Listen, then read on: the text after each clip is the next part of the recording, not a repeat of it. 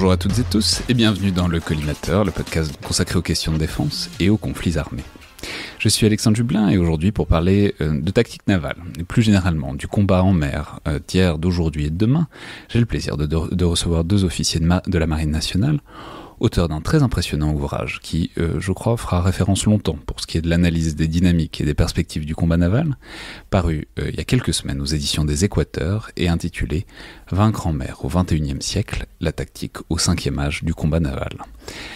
Alors tout d'abord, le capitaine de vaisseau Thibault Laverne, auteur donc de l'ouvrage, et puis je vais aussi donner vos fonctions actuelles, puisque c'est aussi ce qui vous caractérise, à savoir commandant second du porte-avions Charles de Gaulle. Donc bonjour, bienvenue dans le Collimateur. Bonjour Alexandre. Et le capitaine de frégate François-Olivier Cormand, auteur déjà, je vais le signaler au passage, d'un très remarqué ouvrage, il y a quelques années maintenant, intitulé « Innovation et stratégie navale ». Je vais préciser aussi que, désormais, vous n'êtes autre que l'un des aides de camp du président de la République. Donc bonjour et bienvenue à vous aussi dans le Collimateur. Bonjour Alexandre, merci. Alors, je vais dire tout de suite tout le bien que je pense de cet ouvrage, que j'ai trouvé, je l'ai déjà dit, mais ça vaut le coup de le répéter, extrêmement impressionnant dans son projet comme dans sa richesse. Ce que vous cherchez à faire, appelons ça une sorte de traité de tactique navale contemporaine, comme on pourrait l'attendre peut-être de deux officiers de marine, qui soit vraiment utile et opérationnel, notamment pour des officiers qui le liraient et qui le liront. Mais je peux dire que vous vous tournez aussi beaucoup vers l'histoire, et c'est un travail qui est appuyé sur un très réel corpus large et très riche de combat naval que vous racontez avec talent, avec minutie, avec plaisir aussi, on a l'impression, et c'est très agréable à lire, pour donner des exemples de vos analyses et tirer des conséquences à partir de données et de combats donc historiques. Et je veux dire que c'est vraiment un travail qui ne se contente pas de compiler, qui croise et qui réfléchit à partir de rapprochements de différents combats. Personnellement, je pense que c'est vraiment comme ça qu'il faut faire à la fois de l'analyse militaire et même de l'histoire militaire plus généralement, c'est-à-dire en travaillant et en croisant à travers les périodes pour faire émerger les grandes constantes et les variables à travers l'histoire, en l'occurrence l'histoire du combat naval. D'autant que, je veux dire que vous étendez par ailleurs vos ailes jusqu'à l'histoire moderne, ce qui évidemment m'a personnellement ravi. Alors, j'aurais peut-être aimé commencer par un mot sur le projet de l'ouvrage. Je pense que les auditeurs se doutent du fait de vos fonctions respectives, que vous êtes des militaires assez occupés au quotidien, même si évidemment c'est probablement un projet de long terme, entrepris, j'imagine, à un moment où vous aviez un peu plus de temps que ces jours-ci. Mais donc, qu'est-ce qui a à la fois alimenté le désir et même vous a poussé sur ce projet de faire ce qui est vraiment une somme, en français, ce qui est rare, pour ne pas dire exceptionnel, du combat naval. Je ne sais pas qui... Thibault Laverne ? Oui, alors effectivement, comme vous l'avez dit Alexandre, faire un projet de cette ampleur, ça ne se fait pas en un jour. Et l'idée en fait a germé, je pense indépendamment de chacun de notre côté, il y a quelques années, à un moment de notre carrière où globalement on en avait vu assez en termes de pratique des opérations navales pour arriver à dégager des grandes constantes, des idées. Et puis en même temps, on avait aussi des constats communs, tous les deux, sur des manques à combler. Et moi, si je devais résumer à une raison principale pourquoi cet ouvrage, c'est pour combler un manque dans le paysage français de littérature navale, qui est de donner une référence un peu durable en termes de tactique navale, au-delà du flot parfois un peu éphémère des publications, et aujourd'hui on ne compte plus les publications, notamment dans le domaine stratégique, il manquait vraiment quelque chose d'un point de vue tactique. Et quand on regarde un petit peu l'histoire, nos grands anciens, au tournant du XXe siècle, on pourra en parler après, de tous ces grands penseurs navals français, avaient beaucoup produit au début du XXe siècle, un âge d'or de la pensée tactique, et la France était une référence. Et ça aussi, c'est quelque chose qui nous a un petit peu poussé, c'est-à-dire, si nos grands anciens, il y a un siècle, ont réussi à faire ces traités et à tirer tout le jus de leur environnement de l'époque, qui était très changeant, ça aussi on pourra en reparler, aujourd'hui il faut aussi le faire.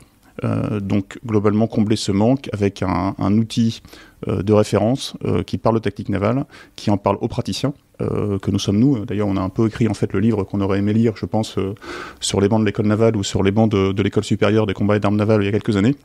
Et puis en même temps, voilà, une sédimentation de pas mal de choses qui fait qu'on avait besoin de restituer tout ça dans une œuvre cohérente. Ce que j'allais dire, c'est quelle est la part de la tactique et surtout sur quoi est-ce qu'elle se fait quand vous avez appris pendant votre formation, vous avez senti cette espèce de manuel de vademecum que vous avez produit, vous en avez senti le manque à l'époque, François-Olivier Cormand ? Ouais, je pense avec Thibaut, on a tous les deux été jeunes officiers dans la pénombre des centrales d'opération des frégates, à se poser des questions et puis à se passionner en lisant et en achetant des livres d'histoire navale qui sont souvent un peu anciens et qui sont pas les livres les plus empruntés des bibliothèques. Et aussi en constatant que de l'autre côté de l'Atlantique ou de l'autre côté de la Manche, il y avait une littérature pléthorique et des livres qui étaient réédités année après année sur ce sujet-là. Et voilà, comme le disait Thibaut, ça a vraiment été ça. Ça a été de dire, mais en fait, nous n'avons pas eu, en tant que jeune officier, un livre dans lequel on avait envie de se plonger, et puis qui nous inspirait, qui nous donnait envie, qui nous donnait envie de réfléchir au sujet de notre métier. Ça a été ça, un petit peu ça l'ambition au départ. J'allais dire, ça m'a fait penser, je pense que ça le deviendra, mais il y a une référence comme ça pour la tactique terrestre, qui est le livre, le traité du général Yakovlev, que les auditeurs connaissent bien, qui est Tactique théorique, qui en est à sa Xème réédition. C'était un peu l'idée aussi de faire une sorte d'équivalent de tactique théorique sur les flots. Oui, exactement. C'était d'avoir quelque chose qui soit un peu autoporteur, qui soit pas un ouvrage éphémère, qui se contente de décrire les tendances du moment, mais qui revienne aux bases. Alors ça, je peux dire, parce que par ailleurs, c'est un très bon précis de culture générale navale aussi. Et ça n'est pas rien, parce que vous racontez beaucoup de combats, des combats qui sont importants, des opérations qui sont importantes, et même dans la formation. Alors, on en reparlera, mais c'est pas souvent. Disons, la culture navale est souvent un peu. La culture générale navale est souvent un peu en retard par rapport à la culture générale terrestre, notamment dans l'histoire du XXe siècle. Et du coup, c'est un ouvrage qui permet tout à fait de compenser ce manque, parce que quand on en sort, je sais pas si on sait l'essentiel de l'histoire navale du XXe siècle, mais en tout cas, on a vraiment des très bonnes bases. Oui, très clairement. D'ailleurs, c'est ce qu'on précise dans l'introduction, c'est que l'effort de culture générale pour l'officier de marine, il est salutaire. Aujourd'hui, l'officier de marine, plus que jamais, dans le contexte de changement des procédés très rapides qu'on a aujourd'hui et qu'on avait déjà il y a un siècle, il est happé par les procédés. La marine nationale, les marines en général sont des armées très techniques. Et Churchill remarquait déjà il y a un siècle que l'officier de marine lambda avait beaucoup de mal à s'extraire de tout ça et à raisonner de manière un peu générale. Donc ce qu'on voulait aussi apporter au lecteur, c'est cette culture générale du fait maritime, du fait naval, qui lui permettent ensuite d'être créatif. Parce qu'aujourd'hui, au XXIe siècle, pour vaincre en mer, il faut être créatif, et on est créatif dans la mesure où on a un peu décanté cette culture générale navale. Donc on répond aussi à ça. Alors, pour commencer à placer peut-être un peu le contexte, bon, il y a un mystère dans le titre, ce qui n'est pas vaincre en mer au XXIe siècle, ça c'est un objectif très louable. Le mystère, c'est un peu le cinquième âge du combat naval qui est dans le sous-titre, mais parce que ça va nous permettre de placer aussi le contexte du combat naval aujourd'hui et aussi un peu sa généalogie. Alors voilà, qu'est-ce que c'est que ce cinquième âge du combat naval? Et puis aussi, du coup, quels sont les quatre autres? Parce que c'est évidemment l'un découle de l'autre. Thibaut Laverne? Donc le cinquième âge, alors évidemment ce découpage est assez schématique. Ce qu'on a voulu restituer avec ce découpage en âge, c'est la dynamique du combat naval depuis globalement 4 siècles, parce que on en revient à la culture générale. Qu'est-ce que la culture générale? C'est savoir se situer dans le temps et dans l'espace. Et quand vous arrivez à vous situer, vous êtes capable de mieux comprendre vers quoi vous allez. Donc ce découpage, pour répondre à votre question Alexandre, du coup c'est le suivant. Globalement, on commence tout ça avec l'âge de la voile, en précisant qu'il y a une préhistoire avant cet âge de la voile, qui est un peu l'âge de la galère, qui est un âge où, évidemment, on n'a pas attendu le XVIIe siècle pour faire des opérations navales. Pour autant, à l'époque, les marines, notamment en Occident, ne sont pas suffisamment constituées, ne sont pas suffisamment stables en termes de recrutement, de formation, d'architecture navale et surtout de doctrine, pour arriver à en tirer quelque chose de cohérent. On reproduit dans cette préhistoire beaucoup de schémas terrestres en mer. On peut citer la bataille de l'Écluse, par exemple, qui est un archétype de tactique terrestre importée en mer. Et donc, globalement... Donc la bataille de l'Écluse, c'est 1341, c'est une bataille très typique médiévale. Exactement. Et donc, on prend date au milieu du XVIIe siècle, où globalement, on commence à avoir des grandes marines qui se constituent. En France, c'est l'impulsion de Richelieu, avec tout un corpus qui commence à se mettre en place, notamment un corpus doctrinal, à cette époque-là, très, très géométrique. Donc l'âge de la voile, globalement, il commence au milieu du XVIIe, disons début XVIIe, plutôt, et il va nous emmener jusqu'au début de l'âge du canon, qui va commencer à la milieu du XIXe siècle. Cet âge de la voile, globalement, il est caractérisé par Plusieurs choses, par la centralité du vaisseau de ligne, qui emporte notamment des canons et qui va porter le feu. À cet âge-là, on concentre le feu à la fois horizontalement avec des bateaux qui sont manœuvrés en ligne, on pourrait y revenir, la ligne de bataille c'est l'alpha et l'oméga du combat naval, et on concentre le feu verticalement en empilant les canons sur des vaisseaux. C'est un âge où globalement le combat est très géométrique. Ce qui fait le facteur de la victoire, c'est la capacité à manœuvrer des flottes, parfois énormes. On distingue difficilement le début et la fin de la ligne formée par les voiliers, et c'est la capacité à utiliser le vent pour manœuvrer intelligemment et contraindre l'ennemi dans sa manœuvre, et également par le feu. C'est un âge où on perd peu de bateaux, les bateaux sont rarement coulés, les bateaux sont souvent désemparés, on s'en empare, on les réutilise dans la flotte ennemie. Par contre, c'est un âge où on perd beaucoup de marins. Donc, à cette époque-là, les marins tombent parfois comme des mouches dans des affrontements qui durent très peu de temps. Au XIXe siècle, on a une bascule vers le deuxième âge du combat naval, qui est l'âge du canon. Alors, on a décidé de parler du canon parce que c'est un peu l'emblème de cet âge-là, comme la voile est l'emblème de l'âge d'avant. Évidemment, cet âge-là... Ce n'est pas qu'il n'y avait pas de canon avant. Évidemment qu'il y a beaucoup de canons dans la guerre de ligne, c'est même l'élément essentiel. C'est simplement que là, c'est l'instrument plus pivotal qui détermine aussi beaucoup de la géométrie et des portées, en fait, des distances du combat du XIXe siècle et du début du XXe siècle.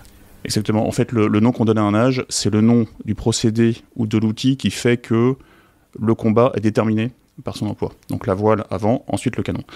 Le canon, globalement, tout se joue dans la deuxième partie du XIXe siècle avec une trilogie qui va nous faire entrer dans un âge d'innovation très dynamique à l'époque. Première élément de la trilogie, la vapeur, qui va remplacer la voile.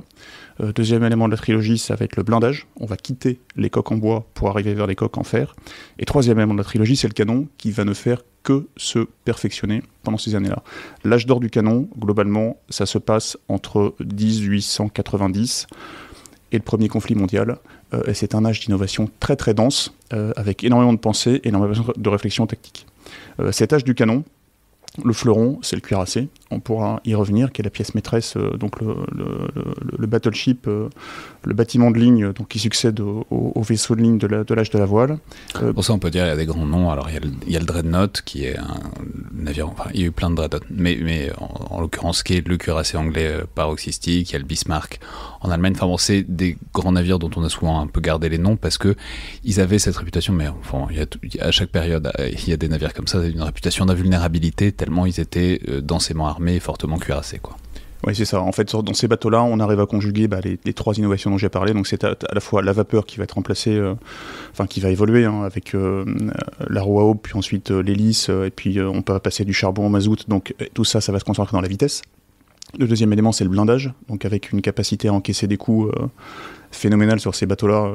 On pourrait parler de la fin du Bismarck, mais qui reçoit une punition colossale avant de couler. Et puis enfin, il y a le canon. Et vous avez parlé du Dreadnought. En fait, le Dreadnought apporte, en 1906, quand il apparaît, cette évolution, un peu de rupture, qui fait qu'on arrive à emporter la décision avec un bateau qui déclasse brutalement tous les autres. Et donc ça, c'est assez symbolique de cette course à l'innovation de l'époque. Il y a une bascule. Et là, simplement, on peut dire, c'est des combats qui se font à portée de vue, mais plus tellement, quoi. On commence à arriver vers des portées très importantes, de plusieurs kilomètres. Mais pour donner un indice de ce que c'est que ces progrès du canon, maintenant, on arrive à taper assez solidement des navires qui sont à plusieurs kilomètres. Oui, c'est ça. C'est-à-dire que l'âge de la voile, ce qu'on appelait le ruban de la mort, globalement, c'était 600 mètres. Alors, on tirait à 600 mètres entre deux lignes. L'âge du canon, quand on arrive au premier conflit mondial, le ruban de la mort, il est plutôt à 10, 20, parfois 30 km.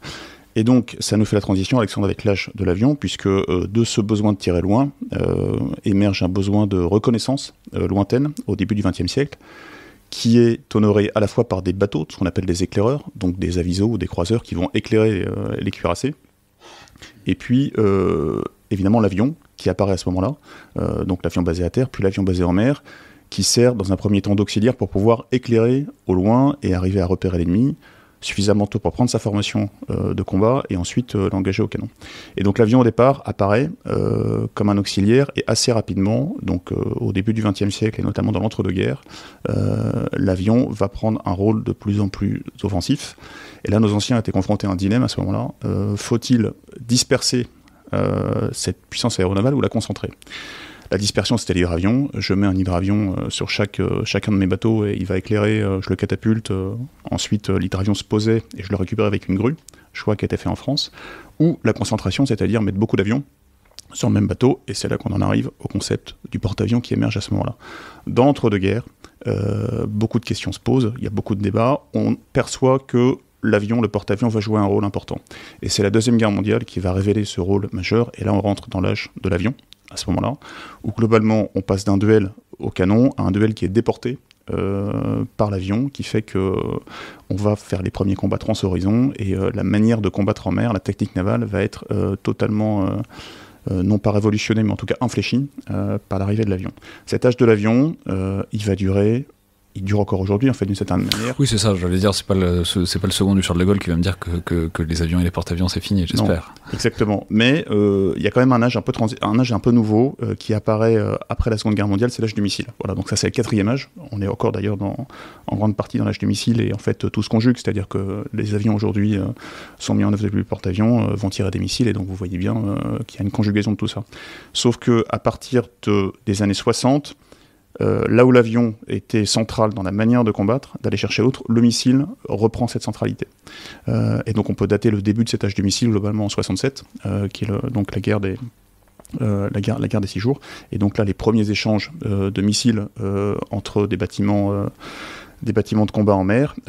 Et là, on découvre l'importance qu'a le missile pour emporter la décision. Et on pourra en parler après, mais l'arrivée du missile va faire qu'on va manœuvrer radicalement différemment à partir de ce moment-là, avec des dispositifs beaucoup moins géométriques, beaucoup plus éclatés, beaucoup plus dispersés, beaucoup plus souples. On pourra également y revenir. Cet âge du missile, on y est encore d'une certaine manière, mais on en vient donc à notre 5e âge, qui est le sous-titre de notre ouvrage. Ce 5e âge, on a choisi de l'appeler l'âge de la robotique. Alors là, c'est arbitraire. On fait un peu un pari sur l'avenir parce qu'il fallait bien trouver un nom pour incarner cet âge. Donc on a parlé du missile. Maintenant, on parle du robot. Alors robot... on pourrait définir le robot de plein de manières différentes, mais globalement, c'est ce qui est emblématique de cette nouvelle tendance qui est caractérisée par 2 choses. La première, c'est que l'homme laisse de plus en plus sa place aux machines dans le champ du combat naval. Alors ça ne veut pas dire que l'homme s'enlève, bien au contraire, ça on pourra y revenir, et François Olivier aura, j'imagine, des propos très pertinents sur le sujet. Première caractéristique, donc moins d'hommes, plus de machines. Et deuxième caractéristique, c'est que les locomotives que sont l'intelligence artificielle, le traitement massif de données, voilà, toutes ces aides en fait à la fois à la décision, à la compréhension de l'environnement et ensuite à l'action, fait que la manière en fait de combattre en mer devient de plus en plus dépendant d'autres milieux, d'autres champs, et donc là on pourra reparler de ce dont on parle souvent aujourd'hui, ce qu'on appelle le multimilieu multichamp. Et bien ça rentre dans le combat naval par le biais de ce nouvel âge de la robotique. Et simplement, on peut dire, il y a, parce que je ne l'ai pas dit au début, mais il y a, enfin, j'allais dire une sorte d'urgence, pas d'urgence, mais en tout cas, il y a ce que vous faites apparaître dès l'introduction, enfin dès le début de l'ouvrage, c'est que ce 5e âge du combat naval, il risque d'être intense. Il y a une sorte d'hypothèse du retour du combat naval qui arrive. Alors, c'est-à-dire, on pourrait dire que depuis la Seconde Guerre mondiale, il y a des exemples, il y a des exceptions, il y a la guerre des Malouines, il y a les guerres israélo-arabes, etc. Il y a des opérations navales à ces moments-là. Il y en a quand même assez peu à l'échelle de la seconde moitié du XXe siècle. Et une sorte de postulat aussi qui exprime la nécessité donc de faire ce genre de l'ouvrage, c'est que bon, on est tranquille depuis un moment, mais ça pourrait revenir quand même prochainement. Il y a une sorte de montée en puissance navale pour tout un tas de raisons qui laissent présager que bon, le combat naval pourrait revenir dans les années ou les décennies qui viennent. François-Olivier, comment ? Alors je pense qu'il y a des données objectives qui sont principalement le réarmement naval, et le marin a la chance de pouvoir naviguer dans des zones assez lointaines, et donc de décentrer un peu de la métropole. Et c'est vrai qu'on est frappé de plus en plus dès qu'on s'éloigne des littoraux français par certaines marines étrangères qui deviennent des marines extrêmement impressionnantes. Et donc ça, c'est vraiment les données objectives. Alors on pense évidemment tout de suite à la marine chinoise, parce que c'est vrai, il n'y a pas que la marine chinoise, il y a... Ce qui est surprenant, c'est qu'il n'y a pas un monopole régional de cette expansion. C'est-à-dire qu'on trouve des marines en Méditerranée qui ont des expansions qui sont assez incroyables. Et du coup, le marin est dans cette situation paradoxale où il a connu pendant plusieurs années et c'était un petit peu le cas quand nous sommes rentrés dans la marine, une petite situation de supériorité qui était finalement assez confortable. Et aujourd'hui, c'est quand même un challenge intellectuel de croiser en mer des bateaux qui sont extrêmement impressionnants et qui arborent un pavillon qu'on n'aurait pas forcément imaginé. Ça, c'est vraiment, je pense, c'est des données qui sont objectives, et je pense que se rajoutent ensuite des données subjectives que nous n'avons pas détaillées ici, qui relèvent plutôt de la géopolitique, de la diplomatie, etc. Mais je pense que toutes ces données convergent vers l'impression qu'il faut se préparer à quelque chose. Voilà, qu'aujourd'hui, l'effort intellectuel est crucial, pas seulement pour l'effort intellectuel, mais parce qu'il est crucial et décisif pour préparer finalement la fin éventuelle de cette anomalie qui a été ces années sans combat naval, en tout cas ayant impliqué la marine française. D'autant que, je sais plus, je crois que c'est un chef d'état-major de la marine qui disait ça à ce micro un jour, on n'y pense jamais, mais il y a un avantage certain au combat naval pour des grandes puissances qui veulent s'affronter, c'est qu'il y a généralement très peu de dommages collatéraux. Ça permet d'avoir vraiment un duel de puissance assez chimiquement pur dans un environnement politique où on cherche à limiter les dégâts, et que de ce point de vue-là, pour des puissances qui auraient des intentions belliqueuses, le combat, l'affrontement naval peut être un assez bon proxy pour le faire sans trop de dommages. Thibaut Laverne ?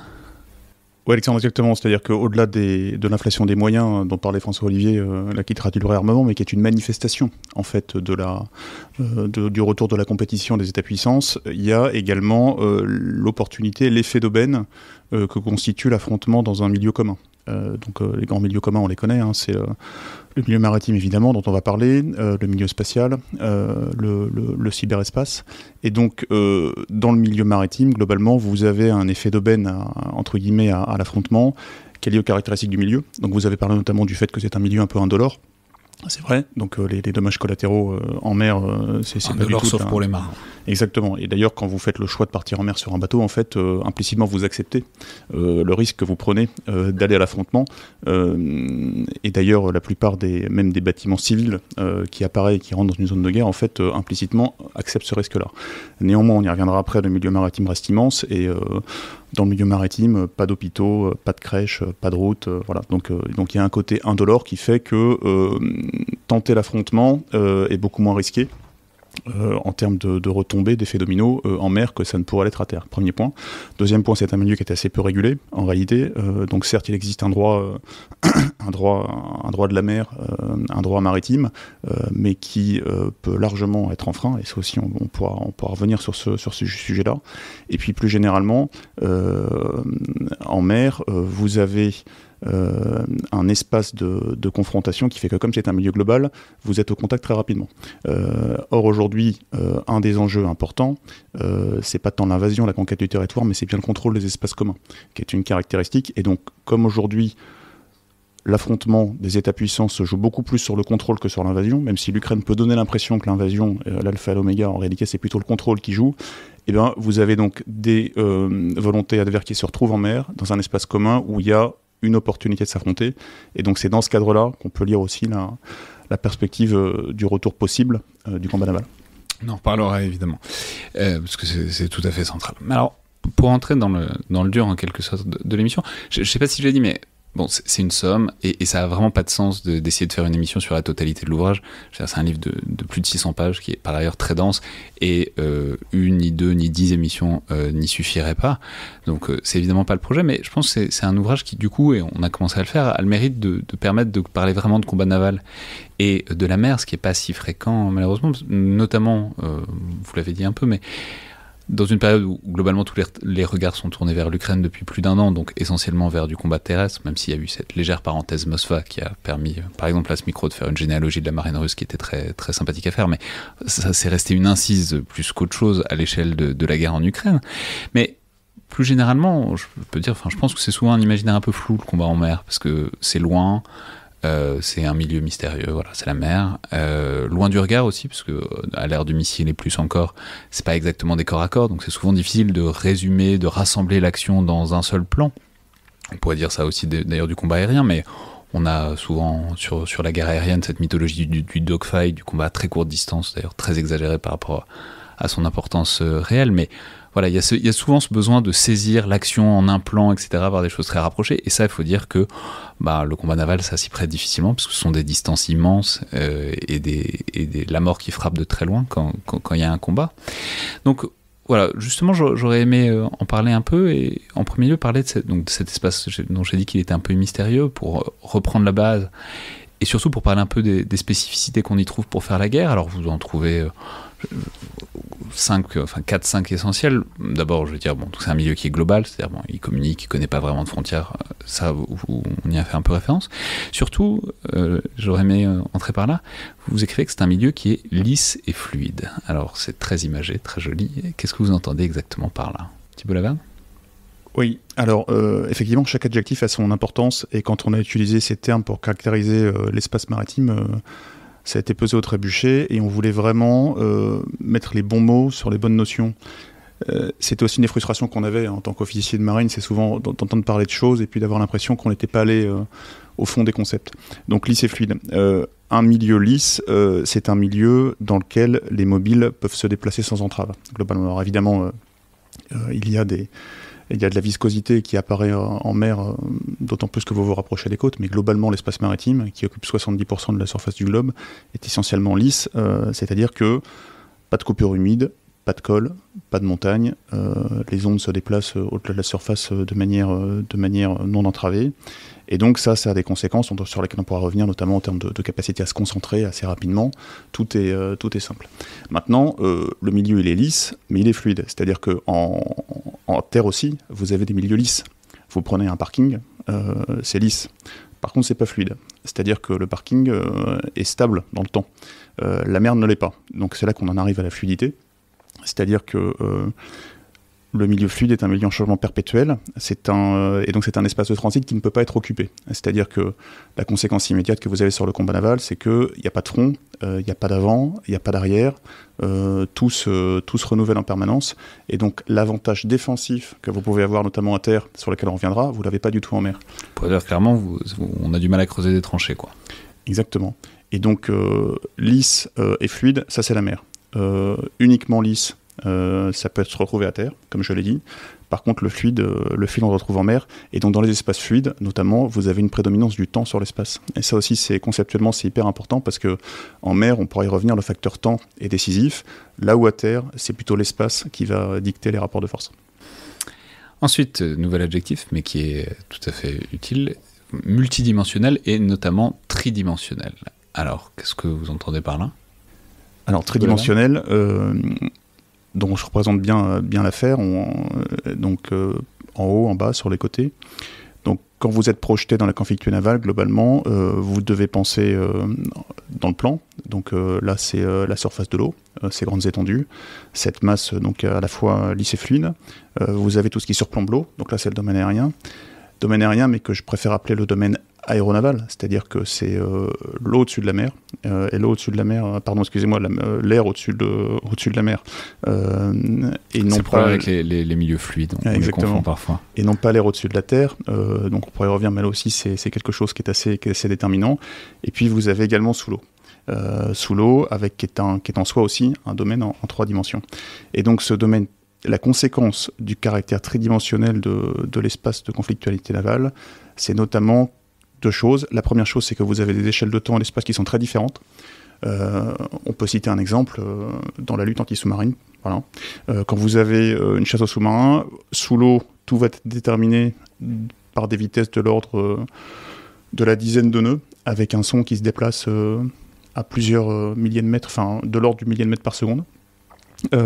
En même temps, vous avez au-dessus un hélicoptère qui va chasser le sous-marin, qui lui va se mettre par exemple en stationnaire, donc à une vitesse quasiment nulle, et qui va dérouler un sonar qui va changer de milieu et se mettre donc dans ce milieu sous-marin où les échelles de temps et d'espace sont différentes. Et en même temps, vous pourrez avoir donc un avion de patrouille maritime qui lui aussi va chercher ce sous-marin-là en évoluant à 250-300 nœuds, en volant au ras des flots et en utilisant les ondes radar qui vont se déplacer à une vitesse très différente des ondes acoustiques sous l'eau. Donc mélange d'échelle de temps et mélange d'échelle de vitesse. On comprend tout le principe qu'il y a, par exemple, à synchroniser une flotte quand il faut à la fois gérer des avions qui sont à des milliers de kilomètres/heure, des sous-marins qui sont à quelques nœuds et des navires qui sont à quelques dizaines de nœuds. Voilà, il y a disons des échelles et des rythmes différents qu'il faut réussir à synchroniser en temps réel, quoi. Et il y a surtout un enjeu technologique, on pourrait y revenir, qui est majeur. Et donc, deuxième conséquence, c'est que l'effort défensif que vous devez déployer dans le combat naval, il est énorme. Parce que quand vous êtes potentiellement menacé dans les 3 dimensions, du coup, vous devez être capable de vous défendre contre une menace qui vient sous l'eau, contre une menace qui vient dans le plan, et contre une menace qui vient du ciel. Et donc ça, c'est aussi une caractéristique forte de l'espace aéronaval, aéromaritime, c'est que l'effort défensif que vous devez déployer, il est dirimant et il est extrêmement exigeant par rapport aux autres milieux. Et enfin, quelque chose de trivial, on en a déjà parlé, mais il faut le rappeler, il faut insister dessus. C'est un milieu qui est immense. Rappelons que, en fait, il y a cette impression de transparence, d'évidence, etc. On sait où sont les choses et que rien ne peut se cacher à la surface de l'eau. Il est bon de rappeler que la mer, c'est très grand et que, en fait, on s'y perd facilement. Il y a quand même beaucoup d'angles morts dans tout ça. François-Olivier, comment ? Oui, je pense que ça, c'est vraiment... On a essayé dans ce livre non pas de battre en brèche des idées reçues, mais d'essayer de rappeler quelques principes. Et effectivement, aujourd'hui, on a cette impression, vous savez, c'était un livre qui avait été écrit dans les années 2000 par un amiral américain qui était Lifting the Fog of War, c'est-à-dire d'essayer de... Voilà, il n'y aura plus jamais... On saura tout, il y aura des drones, des satellites, on saura tout. Et en fait, aujourd'hui, on se rend compte que c'est pas aussi simple que ça. Et il suffit de sortir devant Toulon pour faire un exercice, pour se rendre compte qu'en fait, on a beau avoir des équipements technologiques impressionnants et de plus en plus impressionnants, en fait, ça reste très compliqué. Ça reste très compliqué d'aller chercher un sous-marin. Ça reste facile pour un bateau de se cacher dans un trafic commercial, de couper toutes ses émissions et de disparaître. Et je pense que c'est quelque chose qu'on a tendance un petit peu à oublier. Oui, et d'ailleurs... Pardon, allez-y. Oui, et je peux rebondir là-dessus. On sort avec le porte-avions d'un exercice qui s'appelle Orion, dont les auditeurs ont sans doute entendu parler, qui est un grand exercice interarmé. Pour la partie navale, ça s'est passé en Méditerranée, avec un affrontement très symétrique entre 2 flottes de premier rang. Et on voit bien que même en Méditerranée, qui est une petite mer, qui occupe une toute petite partie du pourcentage de l'espace maritime mondial, on arrive encore à cacher des flottes, à cacher des bateaux, certes pas pendant des jours, mais en tout cas pendant plusieurs heures, qui suffisent parfois à tromper l'ennemi et à emporter les décisions. Et d'ailleurs, c'est un peu ce que vous voyez sur la couverture du livre, pour vos auditeurs, avec ce banc de brouillard que l'on retrouve à droite de la photo. Ça vous montre bien que la mer est grande et qu'on peut encore s'y cacher, même dans des mers réputées petites. Mais, et c'est très intéressant parce que vous pointez bien que alors c'est vrai que c'est très grand, on peut s'y cacher, on peut s'y perdre, etc. Mais il y a ce que vous appelez la singularité littorale, qui est quelque chose qui est vrai de tout temps à l'échelle de l'histoire navale. C'est que oui, c'est vrai que la mer c'est grand et qu'on peut aller à plein d'endroits, mais en fait, quand il s'y passe des choses, à quelques exceptions près, toujours au même endroit, c'est souvent près des côtes. Donc il y a quelque chose, il y a aussi ce côté à 2 vitesses qui est entièrement propre au combat naval et au fait naval, qu'il y a une temporalité qui est la temporalité des déplacements, de la projection de puissance, etc. Mais quand on se rapproche des côtes, tout ça se précipite souvent quand même. François-Olivier, comment ? Oui, complètement. Le marin a beau être passionné par la mer, c'est un bipède avant tout, et le marin est bien conscient que l'enjeu du monde se résoudra en partie à terre. La particularité, c'est que la mer a une puissance d'action sur la terre qui nous paraît importante et qui a été prouvée dans les derniers grands conflits mondiaux. Et nous, il nous a paru notamment intéressant de remettre en perspective une notion qui est liée à ça, qui est la notion d'espace contesté, une notion qui est assez développée depuis plusieurs années, que les spécialistes appellent la 2AD, etc. C'est-à-dire finalement le fait qu'aujourd'hui, la prolifération des missiles, des satellites, etc., rendront l'accès des côtes impossible à une flotte, etc. Et là aussi, on essaye de... Ça, c'est très intéressant, parce que vous le détaillez très bien. Vous dites, la force de la flotte, c'est qu'elle se déplace et que donc elle peut attaquer facilement un point faible s'il y en a un. Il n'empêche que, j'allais dire à puissance de feu égale, ça n'a pas de sens, mais en tout cas, entre une flotte et un espace terrestre correctement défendu, c'est rarement la flotte qui gagne, parce que la puissance de feu qu'il est possible de développer à partir de la Terre est quand même sans commune mesure avec ce que même une flotte puissante est capable de mettre en œuvre. En fait, il y a un paradoxe. C'est-à-dire qu'effectivement, il y a cette... on va dire, la flotte part avec un inconvénient tactique, mais en fait, on se rend compte en étudiant l'histoire qu'elle vient pourtant souvent gagner stratégiquement. Et que si on prend l'exemple de la guerre de Corée, si on prend voilà, on a tous ces exemples ou l'exemple de la Seconde Guerre mondiale ou de la bataille du Pacifique au sein de cette Seconde Guerre mondiale, on voit bien que la flotte, malgré arrive finalement à tourner cet inconvénient, cette faiblesse inhérente à la partie navale vis-à-vis de la Terre, arrive à la tourner en avantage stratégique, et c'est ça qui est finalement assez stimulant pour le marin. C'est qu'il sait qu'il va arriver dans un domaine où finalement il est naturellement moins à l'aise, et pourtant c'est probablement là qu'il va pouvoir agir sur le cours des choses de manière décisive. Alors au niveau stratégique, incontestablement, maintenant si je reviens au niveau tactique, très clairement, quand on se rapproche de la masse terrestre, les équilibres évoluent. Alors, comme on le dit dans le livre, ils ne sont pas radicalement changés, c'est-à-dire que toutes les caractéristiques du milieu naval qui emportent des conséquences tactiques restent valables, mais vous avez des choses qui changent. Bon, la première chose, évidemment, c'est que vous êtes emporté de la masse terrestre, de tout ce qui est basé à terre, et donc c'est ce que Nelson appelait l'effort, en disant que A ship is a fool to fight a fort, c'est-à-dire que voilà, depuis le départ, aller combattre une muraille bardée de canons avec un bateau, vous partez en situation d'infériorité, parce que l'avantage défensif clausewitzien qu'a cette forteresse, en fait, là pour le coup, il joue à plein. Clausewitz, j'aime bien expliciter les références à Clausewitz, que Clausewitz théorise de manière très nette l'avantage de la défensive dans le combat à terre. On y reviendra, mais ça s'applique peu en mer, c'est pour ça que c'est intéressant. Donc vous avez déjà cette influence de la terre sur vous, et plus vous vous rapprochez des côtes, plus c'est vrai. Ensuite, la géographie va vous contraindre, c'est-à-dire que vous allez avoir des axes d'approche qui sont beaucoup plus limités. Or, quand vous êtes en pleine mer, un des grands avantages, c'est que vos lignes d'opération, vous pouvez les varianter quasiment de manière illimitée. Et puis, une autre difficulté, c'est que quand vous approchez de la Terre, il y a de la vie dans tous les domaines, il y a plus de monde en mer, il y a plus de viscosité, il va y avoir plus de trafic, vous allez tomber sur des éoliennes, vous allez tomber sur des dispositifs de pêche, vous allez tomber sur des contraintes de navigation liées à la sécurité maritime, et puis vous allez tomber dans le fouillis, ce fameux fouillis. Donc le fouillis, globalement, c'est cette espèce de bruit de fond terrestre qui est valable partout, qui est valable en l'air, qui est valable sur l'eau, qui est valable sous la mer, qui fait que là où les choses étaient beaucoup plus signantes en haute mer, vous allez devoir composer avec ce fouillis. Notamment ce fouillis dans le domaine électromagnétique, où les indiscrétions de l'ennemi, vous allez beaucoup moins les voir. Et donc, parce qu'elles vont être prises dans le bruit de fond. Voilà, prises dans le bruit de fond. On peut citer par exemple les indiscrétions radio de votre adversaire. Forcément, quand vous approchez des côtes, d'une côte très fréquentée, elles vont pouvoir se noyer dans ce bruit de fond.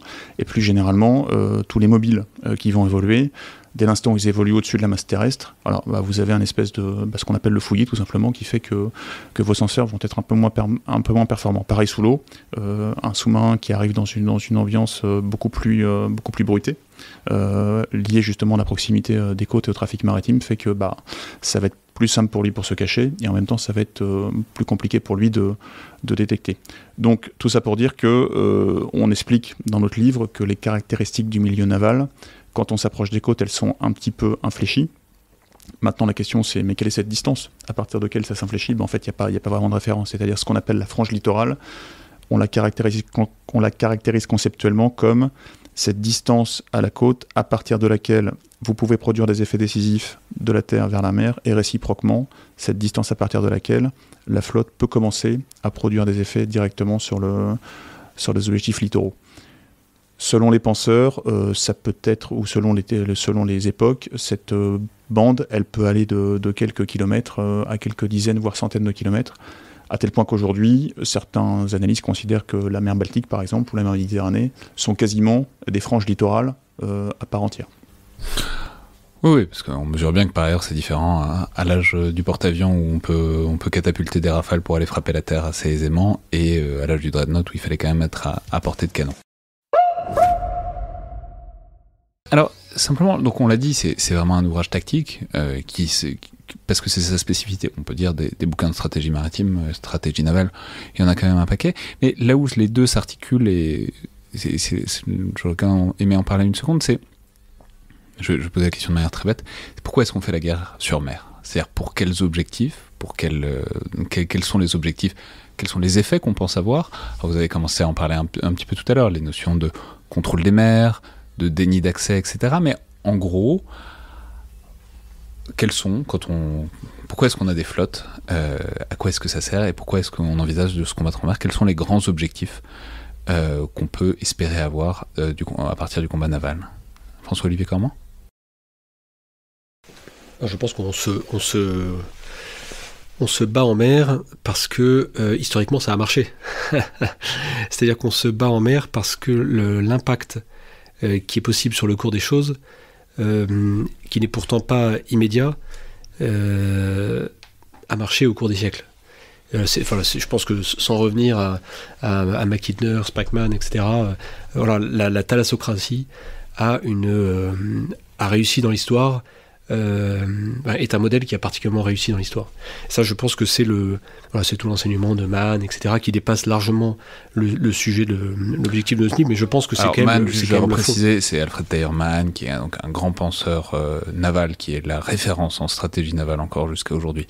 Très mauvais marin, très bon théoricien. Je peux préciser, parce que ça m'amuse toujours de le préciser, que c'est un officier de marine américaine de l'époque de la guerre de sécession qui a fait toujours tout ce qu'il pouvait pour ne jamais aller en mer. D'ailleurs, je mets au défi qui que ce soit de voir des références à la navigation dans l'œuvre de Mann, parce que c'était vraiment un marin à terre, mais qui fait quand même référence jusqu'à aujourd'hui. Il y a d'autres penseurs à peu près contemporains, mais sur l'idée que il y a la possibilité de contrôler les océans, et que la puissance, elle se voit notamment en mer par la capacité à contrôler les espaces maritimes, et que donc il faut penser en termes de stratégie globale de ce point de vue-là. Exactement. Et la notion de contrôle des espaces maritimes est une notion qui a traversé l'histoire avec des enjeux qui ont évolué, qu'on peut par exemple aujourd'hui voir de manière complètement différente, parce qu'aujourd'hui quand vous contrôlez l'espace maritime, vous contrôlez des câbles sous-marins, vous contrôlez des infrastructures portuaires, vous contrôlez des ressources, etc. Et du coup cette bataille a traversé l'histoire avec la conclusion que la maîtrise des mers était un atout décisif. Et nous on a essayé de... Mais alors justement, venons-y. Est-ce que c'est possible aujourd'hui ? Parce que Mann écrivait à une époque où c'était globalement la Grande-Bretagne qui maîtrisait les mers depuis un certain temps, puis ce seront les États-Unis. Aujourd'hui, dans un monde où les États-Unis sont évidemment la première marine du monde encore, mais la Chine progresse vite, où il y a d'autres marines puissantes, est-ce que ça a du sens de penser contrôler les mers, de développer un outil naval dans l'objectif de contrôler les espaces maritimes ? Thibault Laverne ? Alors oui, ça a un sens totalement renouvelé, d'autant plus que, comme je le disais en répondant à une question précédente, l'enjeu est aujourd'hui clairement au contrôle dans les espaces communs, beaucoup plus qu'à l'invasion avec la conquête territoriale. Avant de développer ma réponse, je reviendrai peut-être un peu sur le découpage intellectuel, parce que c'est bien d'avoir quelques repères, je pense, pour les auditeurs, sur pourquoi se bat-on en mer. Donc, dans le livre, on le résume notamment au chapitre 2. Très simplement, il y a deux choses. Il y a le combat en mer pour maîtriser l'espace maritime, c'est-à-dire arriver à y manœuvrer librement et empêcher l'ennemi de le faire, mais ce qui peut être très coûteux, déjà en termes d'efforts matériels et opérationnels. Et puis après, il y a un deuxième grand pan qui est ce qu'on appelle l'exploitation, c'est-à-dire qu'une fois que vous avez fait votre trou, que vous maîtrisez votre environnement, là vous allez pouvoir rentabiliser l'investissement. Dans ces deux grands pans, vous avez un premier pan, donc qui est ce pan de maîtrise de l'espace aéromaritime qu'on appelle traditionnellement la guerre d'escadre. Donc là, globalement, c'est ce que théorise Mann et qu'il met au frontispice de l'action navale, c'est balayer de la surface de la mer l'escadre ennemie, parce qu'une fois que c'est fait, ensuite vous avez les mains libres pour faire autre chose. Dans cette maîtrise, globalement, on a 3 sous-familles que je balaye très rapidement. Une première famille qui est la conquête. Donc là, c'est la pointe de diamant. C'est je vais chasser l'autre de la mer. C'est ce qu'on s'est entraîné à faire, par exemple, pendant l'exercice Orion récemment avec le groupe aéronaval et d'autres bateaux. Vous avez une autre classe qui est la classe du maintien, c'est-à-dire que globalement, vous avez réussi à prendre pied, maintenant il faut maintenir. Une des déclinaisons, ça va être le blocus, tel qu'on a pu le faire par exemple en 99 pendant l'opération Trident, où on a fait un blocus, nous la Marine nationale, contre les bâtiments, les bâtiments serbes qui étaient basés au niveau des Bouches de Kotor. Et puis après vous avez la dispute, c'est-à-dire l'attaque. Là vous êtes en infériorité, vous voulez faire votre trou et aller chercher la place qui vous revient en mer, ou alors gêner l'autre, et donc ça c'est typiquement ce que font les super étendards argentins contre le Sheffield en 82, épisode pendant la guerre des Malouines. Voilà, qu'on développe au chapitre 1 de notre ouvrage. Ensuite vous avez l'exploitation, et c'est de ce que disait François Olivier, là c'est vraiment je récupère mon investissement, ce que j'ai semé. L'exploitation elle peut se faire en mer ou vers un autre milieu. Historiquement elle se fait traditionnellement vers un autre milieu qui est essentiellement la terre. Une fois que vous êtes le maître de la mer, vous pouvez faire beaucoup de choses. Vous pouvez projeter des forces vers la terre. Donc là, c'est un débarquement amphibie. François Olivier disait même que stratégiquement, ça pouvait renverser les choses. Et c'est là qu'on voit que le pouvoir de la mer, le sea power, peut influencer la masse terrestre justement parce qu'on va exploiter cette liberté qu'on a en mer. Vous n'avez pas besoin d'aller chercher très loin. Il suffit de penser au débarquement de Normandie, ça marche très bien. Exactement. On peut aussi l'utiliser, non pas pour projeter des forces, mais projeter de la puissance, tout simplement. Donc ça, c'est ce que font traditionnellement les porte-avions occidentaux depuis la fin de la guerre froide. Ça, pour ça, il n'y a pas besoin d'aller chercher très loin, on peut penser à la guerre du Golfe. Exactement, par exemple, ou à l'opération Chamal, à laquelle participe la France depuis maintenant 2014. On peut aussi exploiter vers la terre en cherchant à approcher de la logistique, tout simplement. Donc là, par exemple, c'est ce que font les Américains et les Japonais à Guadalcanal entre 42 et 43. Une fois qu'on est maître de la mer, ensuite on va ravitailler toutes nos têtes de pont à terre. Ça peut être aussi se protéger ensuite contre une menace. C'est ce que fait la Royal Navy pendant des années contre Napoléon et puis ensuite contre Hitler pendant la Deuxième Guerre mondiale, ou tout simplement recueillir du renseignement. Donc ça, c'est ce que vous allez faire depuis la mer. Il y a des similaires, mais il y a un paquet de gens qui vont faire des infarctus si vous mettez Napoléon et Hitler dans la même phrase. Donc, oui, exactement. Mais il y a des similitudes opérationnelles qui sont réelles. Donc ça a été les deux grosses craintes britanniques pendant quelques siècles. Et donc, je termine cette espèce de découpage intellectuel, mais qui, je pense, est nécessaire. Ensuite, vous avez l'exploitation en mer. Donc là, pour le coup, c'est je suis maître de la mer, mais pour produire des effets en mer. Et c'est là qu'on arrive à l'enjeu du contrôle. Produire des effets en mer, c'est quoi? Ça va être me permettre de découler librement mon flux commercial. Et ça, c'est fondamental. C'est-à-dire que quand vous prenez Mahan, aujourd'hui, Mahan, on l'a souvent résumé à dire c'est la guerre en mer entre escadres. C'est pas du tout ce que dit Mahan. Mahan, il dit ça, c'est un moyen, c'est pas du tout la fin. La fin, c'est d'aller écouler librement le commerce, le doux commerce américain, qui est vraiment l'essence du sea power. Et ça, aujourd'hui, dans un monde globalisé, dans un monde maritimisé, on a totalement perdu de vue l'intérêt, parce que les artères navales maritimes plutôt nous paraissent coulées de source, mais dans un contexte de retour des confrontations en mer, avec l'enjeu du contrôle, on voit bien tout l'intérêt qu'on a à contrôler la mer. Et ça, on s'en aperçoit on s'en aperçoit de manière minimale quand il y avait des opérations de piraterie au débouché de la mer Rouge. On s'en aperçoit aussi si on fait des wargames ou si on réfléchit 5 minutes à ce qui se passerait si les Chinois fermaient le détroit de Taïwan ou entravaient le détroit de Malacca. Ça aurait des conséquences gigantesques sur l'économie, les échanges mondiaux. Enfin, je veux dire, à partir d'effets militaires relativement limités, ça aurait des conséquences systémiques globales absolument démentielles. Oui, exactement. Exploiter la mer, c'est aussi pouvoir utiliser la masse d'eau pour les besoins tout simplement halieutiques, donc aller chercher les poissons, nourrir une partie de l'humanité. Exploiter la mer, c'est aussi aller exploiter les ressources qui sont au fond de la mer, donc là c'est la colonne d'eau et puis ensuite le sous-sol, donc avec tout ce que ça peut rapporter d'un point de vue cette fois-ci énergétique, et on sait bien que les enjeux énergétiques aujourd'hui, ils sont en grande partie devant nous. Et puis il y a un dernier point qui est intéressant de relever quand j'exploite la mer, c'est aussi pouvoir y manœuvrer et y terrer certaines de nos dispositifs, typiquement la dissuasion. Donc on voit aujourd'hui la dissuasion nucléaire qui repose en grande partie dans les pays, dans les grandes puissances, sur une capacité de frappe en second basée sur des sous-marins nucléaires lanceurs d'engins. Le sous-marin, le lanceur d'engin, il ne faut jamais oublier qu'il manœuvre librement parce que on maîtrise l'espace aéromaritime. Et donc ça aussi, c'est une finalité d'exploiter la mer pour un besoin qui est ici la dissuasion. Et pour ça, pour en trouver un exemple, on peut songer à la différence que c'est, par exemple, pour les SNLE français qui se diluent au large de Brest, donc dans un milieu, certes, où il y a un peu de monde, mais qui est quand même relativement contrôlé. Et la différence que c'est, par exemple, pour les Chinois, qui ont en face de leur côte Taïwan, qui empêchent donc la dilution facile et qui sont obligés de passer plutôt par le sud. Et c'est toute une autre affaire parce que ça rallonge considérablement leur route et donc leur capacité. Alors maintenant, une fois qu'on a fait en quelque sorte ce panorama, j'aurais aimé parler peut-être un peu plus des acteurs du combat naval. C'est-à-dire de ce que c'est, avec quoi on fait la guerre sur mer, avec qui on fait la guerre sur mer aujourd'hui. Peut-être, mais avant tout, pour replacer un peu comme on l'a fait pour le milieu maritime, dire un certain nombre de ce qui peuvent être des évidences, mais en fait qui ne le sont peut-être pas, notamment comparé au combat terrestre. Et d'abord dire que, première chose assez basique, mais donc il faut rappeler, c'est cher. C'est très cher, un navire, c'est long à faire, c'est long à refaire, c'est long à réparer, et donc c'est extrêmement précieux. Et de ce point de vue-là, en fait, tout s'articule aussi autour de cette difficulté à remplacer des navires, parce que ça implique donc de les économiser. Je ne sais pas qui veut... François-Olivier Cormand ?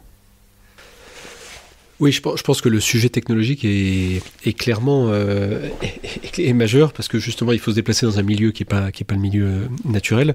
C'était le maréchal Foch qui disait les marins, vous êtes des serruriers, c'est-à-dire il disait vous êtes en permanence à faire des petits réglages et à jouer de la clé à molette. On a effectivement, alors que c'était pas naturel au début dans un livre qui était plutôt orienté sur la tactique, voulu dédier un chapitre complet au sujet de la technologie. Parce qu'il y a un lien qui est très très fort avec la tactique navale, et ensuite parce qu'il nous a semblé qu'aujourd'hui, à l'heure où la technologie est finalement une réponse, pas facile, mais en tout cas une réponse communément admise, il nous a paru important d'essayer là encore d'aller plonger dans l'histoire pour montrer que tout n'était pas aussi simple, et que la technologie n'était pas forcément la réponse à toutes les questions, alors qu'elle est pourtant indispensable et qu'elle l'a toujours été. Et donc, oui, une flotte c'est cher, une flotte c'est aussi très long à construire, et ça a été le cas historiquement, et ça reste le cas aujourd'hui, ce qui pose des questions d'homogénéité des flottes qui sont très compliquées. C'est surtout, je crois, le plus important, c'est qu'il y a des risques dans lesquels la technologie peut très vite attirer une flotte dans des impasses. Et ça, c'est ce qu'on voit très clairement dans l'histoire.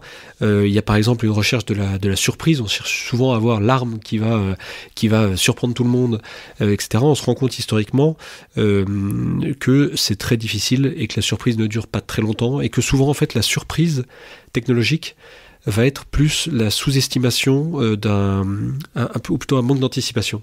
Si on prend par exemple l'histoire du sous-marin, quand le sous-marin apparaît et quand le sous-marin joue un rôle crucial pendant la Première et la Seconde Guerre mondiale, notamment le sous-marin allemand, en fait tout le monde avait bien vu venir ce problème des sous-marins. C'est juste qu'on n'avait pas du tout anticipé qu'on allait devoir lutter contre des meutes de sous-marins allemands, et pourtant cette surprise elle est souvent elle est d'une durée très faible.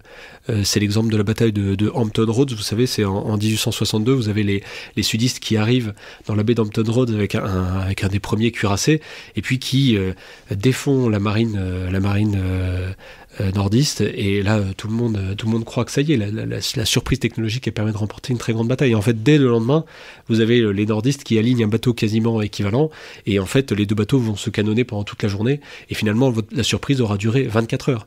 Et donc en fait voilà, il y a plusieurs petits écueils comme ça qui sont un peu faciles. Un autre écueil, c'est la recherche d'une flotte idéale qui va résoudre tous les problèmes, qui va finalement être un miracle technologique, alors qu'en fait on se rend compte aujourd'hui que c'est un petit peu un mirage. On n'aura jamais une flotte parfaite, et le marin sera toujours obligé de se battre avec des équipements qui vont tomber en panne d'un côté, qui vont devoir marier des technologies différentes parce que justement c'est très long, et donc le marin ne pourra jamais accorder une confiance excessive dans la technique. Le bon marin, finalement, c'est celui qui arrivera à faire avec ce qu'il a.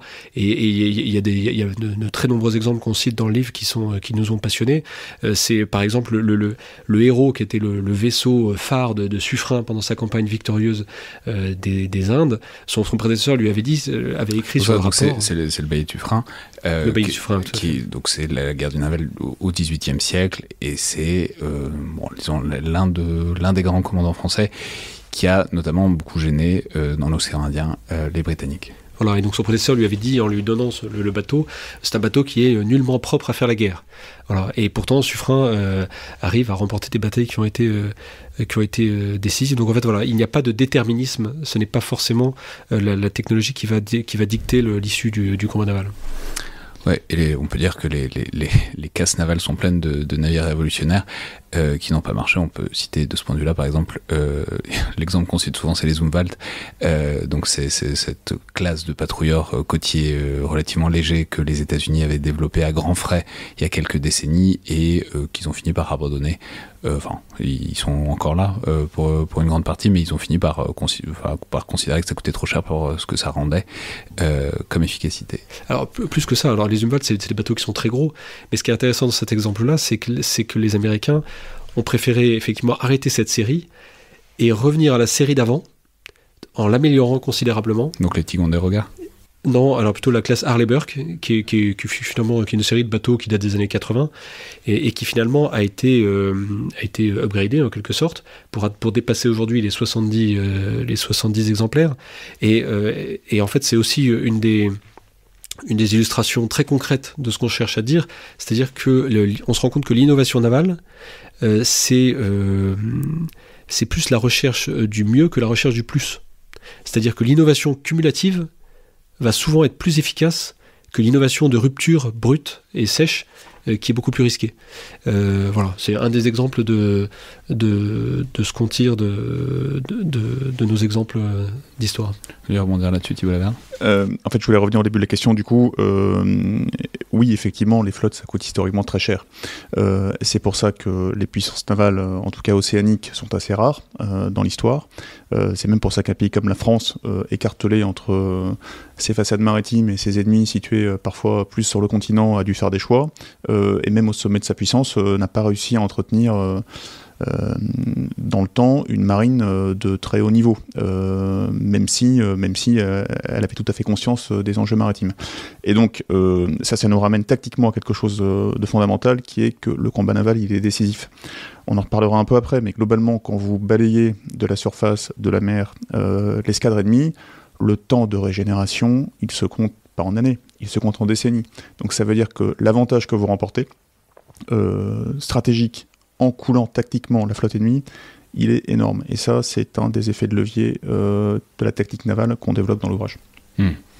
Alors, entrons peut-être un peu plus dans le détail sur que sont ces bâtiments. Alors, on a parlé un peu, on en a évoqué quelques-uns, le porte-avions, les croiseurs, etc., les cuirassés à certains moments. Mais parce que c'est intéressant, on a commencé cette émission en parlant de la guerre navale de l'époque moderne. Bon, c'est très simple à l'époque moderne. Les navires ont les classes. Il y avait des vaisseaux de premier rang, de deuxième rang, de troisième rang, etc. En fonction du tonnage, en fonction des capacités et les canons. Enfin, il en découle un certain nombre de choses assez logiques selon la catégorie dans laquelle vous rangez votre navire. Ça a évolué, évidemment. Il y a eu une période où les plus gros navires sur l'eau, c'était les dreadnoughts, les cuirassés, etc. Aujourd'hui, c'est plutôt les porte-avions. Mais du coup est apparu dans la littérature et même dans la pensée stratégique, capacitaire disons et stratégique, cette notion il y a toujours à chaque époque un capital ship, c'est-à-dire un navire essentiel, un navire qui est puissant, un navire qui domine, et ensuite tout s'articule autour de celui-là. Et c'est intéressant parce qu'aujourd'hui on est peut-être dans un moment où ce paradigme-là, il faut peut-être le réinterroger. Voilà. Est-ce qu'un porte-avions, aujourd'hui, c'est le capital ship? Est-ce que c'est la pièce maîtresse, disons, de la guerre sur mer au 4e et au 5e âge du combat naval? Ou, parce qu'on peut le dire tout de suite, mais un porte-avions, immensément de qualité, c'est pas vous que je veux le dire, mais ça a aussi une certaine vulnérabilité qui est réelle, que n'avaient pas forcément les capital ships à d'autres époques, en tout cas vulnérabilité comparative. Donc si on essaye de faire en quelque sorte cette hiérarchie des animaux qui se battent sur l'eau aujourd'hui, qu'est-ce qu'on trouverait au sommet de la chaîne alimentaire ? Oui, alors effectivement dans le livre on essaye de dégager un peu au-delà du visage changeant des flottes, les grands principes qui animent tout ça. Donc la classification qu'on fait, c'est une classification conceptuelle, on a vraiment besoin de ça, parce que le marin, c'est un peu ce que disait François Olivier, peut vite s'aveugler avec l'art nouvelle, le nec plus ultra, voir des capital ships partout là où ils ne le sont pas. Or quand on revient aux grands équilibres, on voit bien qu'il y a quand même des choses assez stables. Donc maintenant les capital ships, puisque c'est le nom anglo-saxon qu'on a conservé parce qu'il parle bien, à l'imaginaire, c'est la pièce centrale dans une partie de la conflictualité navale qui est la guerre d'escadre, dont j'ai parlé un petit peu avant. Donc là, c'est la pièce centrale qui permet d'emporter la décision sur mer. Donc la guerre d'escadre, c'est deux grandes flottes. Voilà, c'est l'affrontement des volontés en mer, dans l'objectif de gagner la maîtrise de la mer avant de l'exploiter. Voilà. Historiquement, le capital ship, quand on commence il y a quelques siècles au départ de notre livre, très clairement c'est le vaisseau de ligne.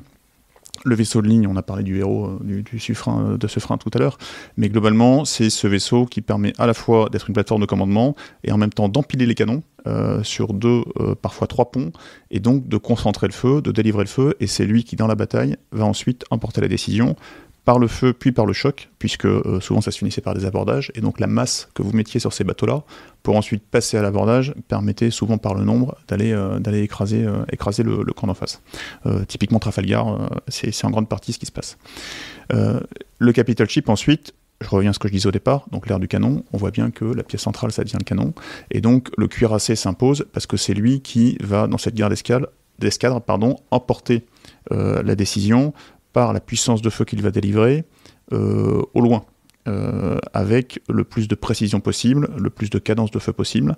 Et donc, quand vous supprimez de la carte le cuirassé d'en face, en fait, vous avez touché son centre de gravité, et derrière, tout s'écroule. C'est pour ça qu'il y a eu notamment en France tout un courant de pensée à la fin du 19e siècle de la jeune école, qui pensait qu'on allait pouvoir taper le centre de gravité avec des torpilleurs, donc avec l'arme de la torpille, qui apparaît à ce moment-là dans les années 1860, où on se dit, ce truc-là va nous permettre de résoudre le problème du capital ship en allant le taper directement sous la ligne de flottaison. Bon, évidemment, l'histoire a montré que... Ça, on peut juste faire une petite c'est marrant, l'histoire de la jeune école, ça montre quand même très bien les dangers qu'il y a à se croire toujours plus malin que les autres.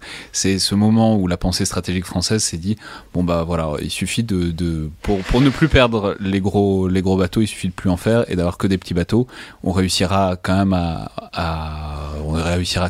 éventuellement à toucher les gros bateaux, et puis surtout toutes les pertes seront remplaçables. On va faire des norias de navires, etc., qui vont permettre de hyper bien contrôler nos côtes.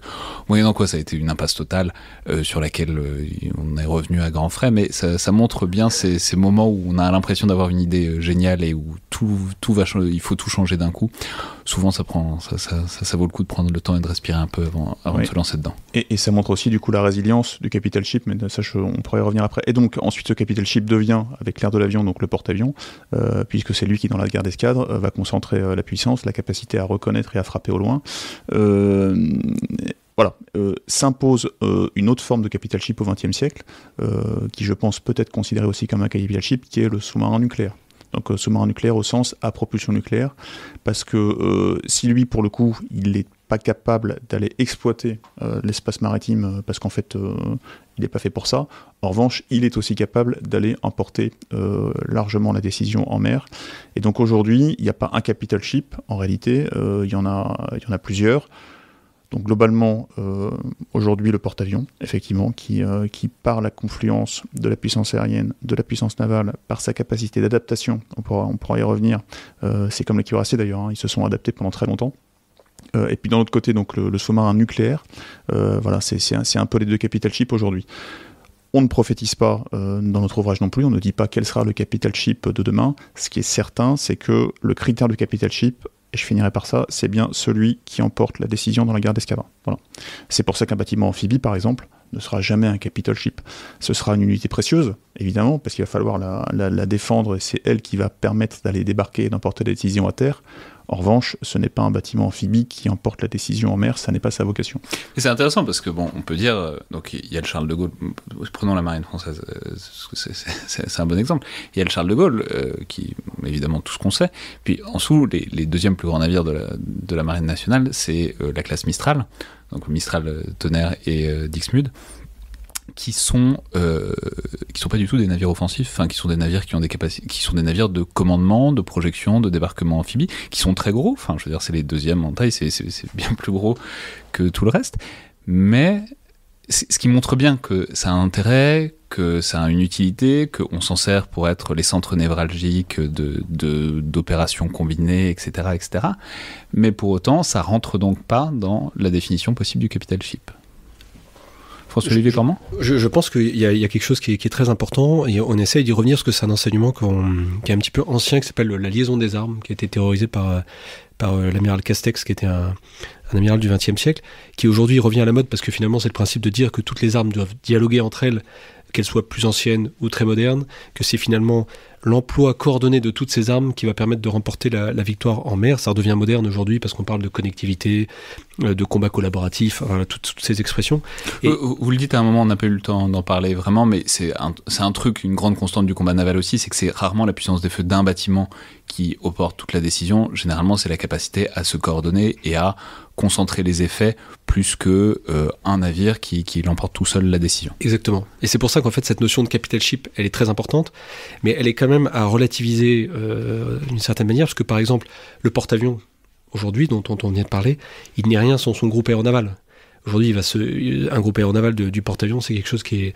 le porte-avions ne se déplacera jamais sans son groupe aéronaval, c'est-à-dire parce qu'il faut le rappeler souvent, un sous-marin nucléaire d'attaque sous les mers, un pétrolier ravitailleur, 2, 3 frégates, etc., etc. Et ce sera il se déplacera jamais sans, parce que sinon il se déplacera pas longtemps, parce que on l'a déjà dit, mais c'est le porte-avions a peu de contre-mesures face à un certain nombre de missiles notamment. Pas seulement, parce qu'en fait c'est vraiment quelque chose qui est conçu pour naviguer ensemble et qui est efficace justement dans l'union de toutes ces capacités complémentaires. Et c'est un peu ce dont vous parliez avec les porte-hélicoptères amphibies, c'est-à-dire c'est des bateaux peut-être qu'ils n'ont pas l'étiquette de capital ship, mais cette étiquette est-elle vraiment importante? Alors on pourrait dire oui, le futur capital ship est à la page 137, vous verrez, on vous dit pas lequel c'est. Mais non, ça va faire grimper les ventes. Oui, peut-être. Peut-être c'est la page 137, peut-être c'est pas la page 137, il suffit pas de l'ouvrir, il faut le lire en entier pour savoir. Oui, c'est plutôt la dernière page. Mais cette notion de liaison des armes, elle est très importante. Une des batailles qui est marquante pour ça, c'est la bataille de Tsushima. Donc c'est une bataille qui se déroule en 1905 et où le Japon va défaire une flotte de cuirassés russes entre la Corée et le Japon. Et en fait, pourquoi est-ce que les Japonais gagnent? Alors, ils gagnent en partie parce que les Russes sont épuisés par un périple gigantesque, mais ils gagnent aussi parce que l'amiral japonais va parfaitement articuler l'emploi de ses cuirassés et de ses torpilleurs. Et il va finalement absorber le premier choc par les cuirassés. Dès que la nuit tombe, il va faire agir ses torpilleurs et les cuirassés vont aller se ravitailler, etc., en munitions. Et ensuite, le lendemain, dès que le jour va se lever, il va faire revenir, etc. Et ça, c'est une constante. Et on voit des grandes batailles de la guerre de la marine à voile qui sont remportés parce que le chef d'escadre a réussi effectivement à gagner avec ses vaisseaux, mais il a réussi à faire intervenir à un moment crucial des brûlots, qui sont des petits bateaux auxquels on met le feu et qu'on jette contre les coques des navires, qui est un moyen qui est finalement très rudimentaire, très, très ancien et moins compliqué qu'un grand vaisseau à voile. Et en fait, c'est l'articulation de ces différentes armes qui va produire des effets. Oui, peut-être pour compléter, du coup, pour revenir à votre point sur la partie amphibie, deux choses. La première chose, c'est que typiquement l'amphibie, on est dans l'exploitation. On est dans comment je rentabilise ma maîtrise de l'espace aéromaritime pour produire des effets, en l'occurrence à terre. Donc c'est pour ça qu'on sort en fait de la guerre d'escadre. Et comme disait François-Olivier, tout ça forme un grand tout à la fin où chaque bâtiment a un principe actif. Ce qui fait qu'on le classe dans une espèce de catégorie qui renvient à son principe actif, mais à la fin, le succès en mer, évidemment, ça n'est pas qu'un principe actif qui agit, c'est plusieurs plusieurs typologies qui, toutes mises ensemble, permettent d'emporter la victoire. Et pour terminer sur ce que disait François-Olivier sur le groupe aéronaval, en fait, le groupe aéronaval, dans les questions que vous posez, vous l'analysez beaucoup en termes de la capacité à se défendre. Mais c'est pas ça la première question à se poser. La question à se poser, c'est quelle est sa mission ? Quels sont les effets qu'il va produire ? Et quand on agrège plusieurs capacités autour du porte-avions, la question, c'est pas se défendre. La question, c'est quels effets je vais produire. Et en l'occurrence, on en revient au caractère offensif du combat naval, qui est son principe premier sur lequel on pourra revenir après. Et en fait, c'est bien ça le sujet. C'est que les missions qu'on confie à tous ces bâtiments rassemblés ensemble, en fait, leur efficacité, elle est décuplée pour produire les effets. Justement, parlons-en. Donc, cette nature du combat naval, en tout cas la bonne manière de faire le combat naval, que vous théorisez, c'est donc qu'il y a une nécessité de l'offensive. Il y a une nécessité qui va à contre-pied on en a parlé un petit peu tout à l'heure, mais de la doxa héritée de Clausewitz pour le combat terrestre, où l'idée c'est que le terrain est un avantage, donc quand on tient le terrain et quand on est sur la défensive, on peut le lâcher progressivement, etc. Et puis d'une manière générale, c'est un grand avantage sur l'offensive. Or, comme vous l'avez dit à un moment, c'est un milieu fluide, donc il n'y a pas vraiment de terrain à tenir, en tout cas on peut pas planter ses talons dans la terre, parce qu'en mer on recule quand on fait ça. Et donc, paradoxalement, ou pour renverser la situation par rapport à cette doxa terrestre, en fait, dans le combat naval, c'est l'offensive qui domine toujours, quoi qu'il arrive, selon vous. Thibault Laverne ? Oui, c'est effectivement un des grands enseignements de l'histoire et qui s'explique assez bien quand on en revient aux caractéristiques du milieu et aux grands équilibres du combat naval. Alors, globalement, dans le livre, on essaie d'expliquer justement ces rapports entre l'offensive et la défensive au niveau tactique. Et ça, c'est important de le comprendre parce qu'au niveau stratégique, les équilibres ne sont pas forcément les mêmes. Il peut y avoir des postures stratégiques très défensives dans lesquelles vous allez inclure des actions tactiques qui, pour le coup, sont offensives. Et vous pouvez avoir des grands acteurs qui ont une démarche générale qui est défensive au plan stratégique et qui emporte la décision. Maintenant, nous, on se passe vraiment au niveau tactique. Et donc là, qu'est-ce qu'on observe ? Ce qu'on observe, c'est que, compte tenu des caractéristiques du milieu, qui est un milieu fluide, qui est un milieu global, qui est un milieu où tout change rapidement, et où on ne peut pas s'appuyer sur du terrain pour valoriser l'action défensive, c'est bien l'activité positive, au sens je veux produire un effet, non pas empêcher quelque chose, mais faire que quelque chose se réalise, qui doit être le principe fondamental, parce que c'est ça en fait qui permet de construire sur de bonnes bases. Pourquoi ? La première raison, c'est parce que, on l'a vu, avoir une approche purement défensive, déjà en termes de moyens en mer, dans ce milieu tridimensionnel assez hostile, ça va vous imposer un effort extrêmement important en termes de moyens mobilisés.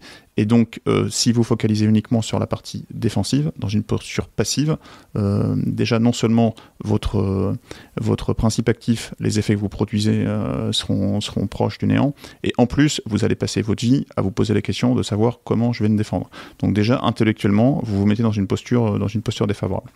Ensuite, il y a un deuxième point, c'est que et ça on y reviendra un petit peu après j'imagine sur les caractéristiques du combat naval, mais globalement, la capacité tactiquement à engager en premier, c'est elle qui va faire basculer la balance la plupart du temps dans le combat naval. Et donc, si vous n'allez pas chercher dans une approche offensive cette capacité à porter le premier coup, naturellement, vous allez vous mettre dans une position difficile que vous aurez beaucoup de mal à rattraper par la suite en passant d'une posture défensive à une posture offensive. Donc ça veut dire que l'offensif, il faut l'y être dès le départ. Et puis il y a un dernier point en fait qui est quasiment ontologique, c'est l'activité des forces navales. C'est-à-dire qu'en mer, en fait, vous ne pouvez pas être inactif. C'est pas possible. Le seul endroit où vous êtes inactif, globalement, c'est quand vous êtes au port. Or, une flotte qui est au port, elle ne sert absolument à rien. Éventuellement, elle peut avoir un rôle dissuasif au plan stratégique. Donc là, il y a plein d'exemples historiques qui montrent que les escadres, même quand elles sont murées dans leur port, c'est la théorie du fleet in being, c'est-à-dire la flotte en vie, la flotte qui existe, qui produit des effets stratégiques, mais sur le plan tactique, en fait, son efficacité est nulle. Donc ça, c'est l'immobilité. En mer, en fait, vous êtes condamné à l'activité, vous êtes condamné à la mobilité. Donc, globalement, d'un point de vue conceptuel de tout ce que j'ai dit, en mer, vous devez prioritairement, sur le plan tactique, chercher à avoir une posture offensive, c'est-à-dire à faire en sorte que les choses se réalisent, à prendre l'initiative, à s'imposer, plus que d'empêcher quelqu'un de faire quelque chose en attendant qu'il prenne l'initiative.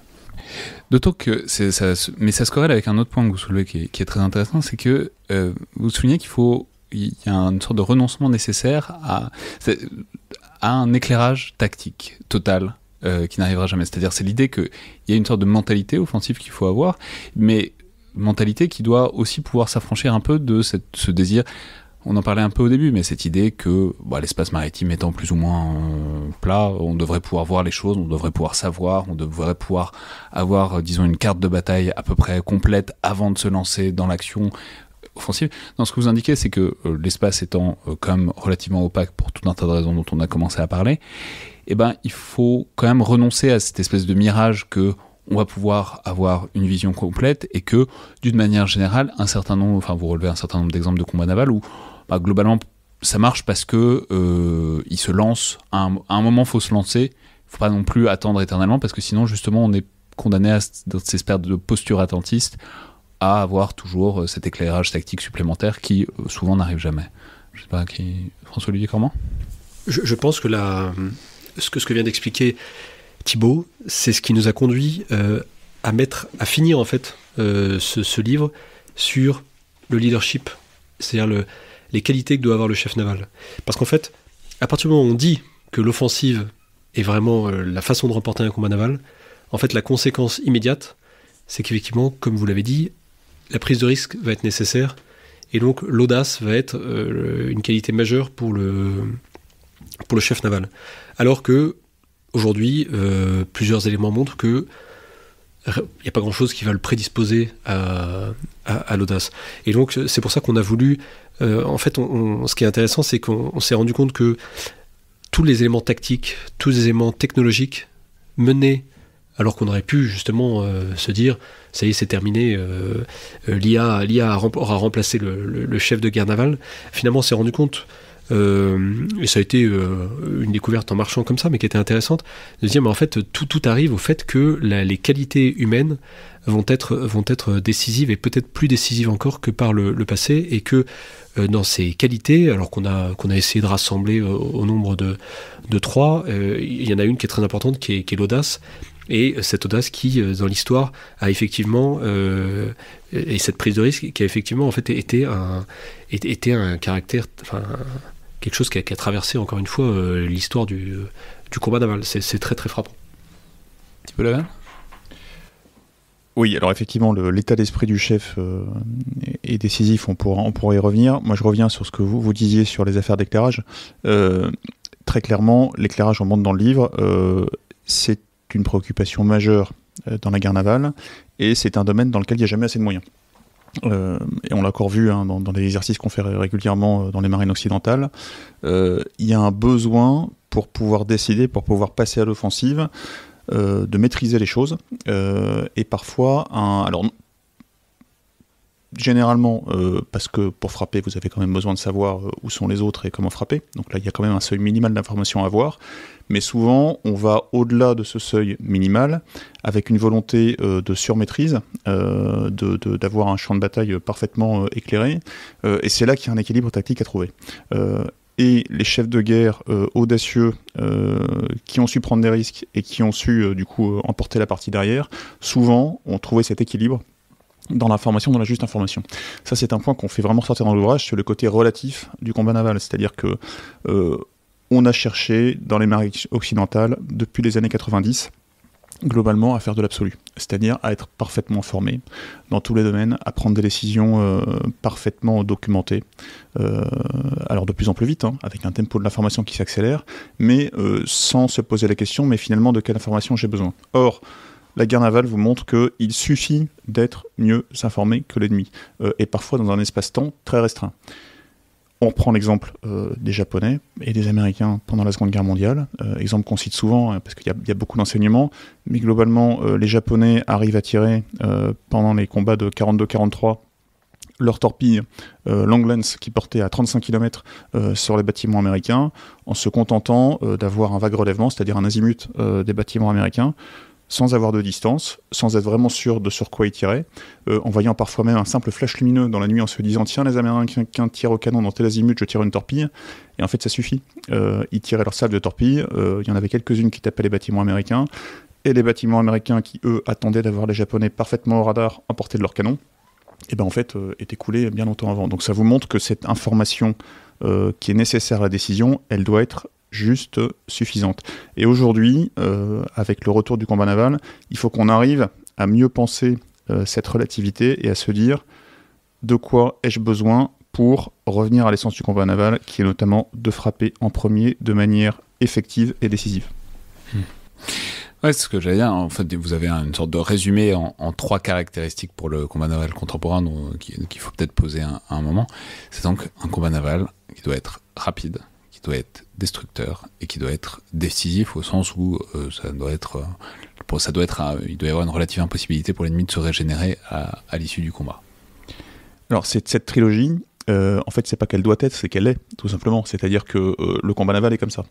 Pourquoi on le pose ? Parce qu'on se rend compte que quand on lit les analyses des combats navals contemporains au XXe siècle, beaucoup de gens pensent voir des ruptures en se disant les équilibres sont modifiés, ça y est, donc c'est l'effet arme nouvelle dont parlait François Olivier tout à l'heure, alors qu'en fait, très souvent, c'est une des manifestations de cette trilogie. Un combat naval qui est tout simplement rapide, destructeur et décisif. Très simplement, pour balayer un petit peu ces adjectifs, donc rapidité, elle est liée au milieu, elle est liée au fait que on arrive à concentrer très rapidement de la puissance et des moyens dans un espace qui est lisse et dans un espace qui est fluide. Et elle est liée également aux armements employés, qui fait que, voilà, à l'ère du canon, de l'avion puis du missile, globalement, le pouvoir destructeur des armes qu'on met en œuvre, leur rapidité de mise en œuvre, fait que la décision est très rapidement emportée. Donc ça, c'est la rapidité. Quand vous regardez les combats navals depuis Tsushima, qui a été évoqué récemment, jusqu'à la perte du Sheffield en 82, tout se joue en l'espace de quelques minutes, voire de quelques heures. Et donc cette rapidité-là, c'est une constante assez forte du combat naval. Premier point. Deuxième point, il est destructeur. C'est-à-dire que la décision en mer, vous l'emportez par l'attrition. Hier, c'était beaucoup l'attrition des hommes. Donc les bâtiments de haut bord à Trafalgar, où les bâtiments de Suffren globalement s'arrêtaient quand il n'y avait plus d'hommes pour combattre. Donc là, on avait une attrition des hommes, et les bâtiments continuaient à flotter même s'ils étaient dématés. De plus en plus, avec le temps, on est arrivé à la destruction des machines, et on arrête de se battre quand les machines sont coulées au fond de l'eau. Sauf que le principe, c'est le même, c'est que le combat naval, il est destructeur. Là où dans le combat terrestre, vous pouvez emporter les décisions par la manœuvre. Il est possible, comme dans les grandes campagnes napoléoniennes et comme aujourd'hui dans le combat terrestre, d'arriver à emporter les décisions, tout simplement parce que l'ennemi a été surmanœuvré, a été encerclé, et donc là, le combat s'arrête, la décision a été emportée. Ce qui n'est pas le cas en mer. Et vous avez une dernière caractéristique, qui est que le combat est décisif, et là il y a 2 aspects. Il y a l'aspect dont j'ai déjà parlé, qui est un aspect un petit peu stratégique, conséquentialiste, qui est de dire, une fois que vous avez balayé la mer de l'escadre ennemie, globalement, vous avez emporté les décisions, et pour très longtemps, des années, voire des décennies.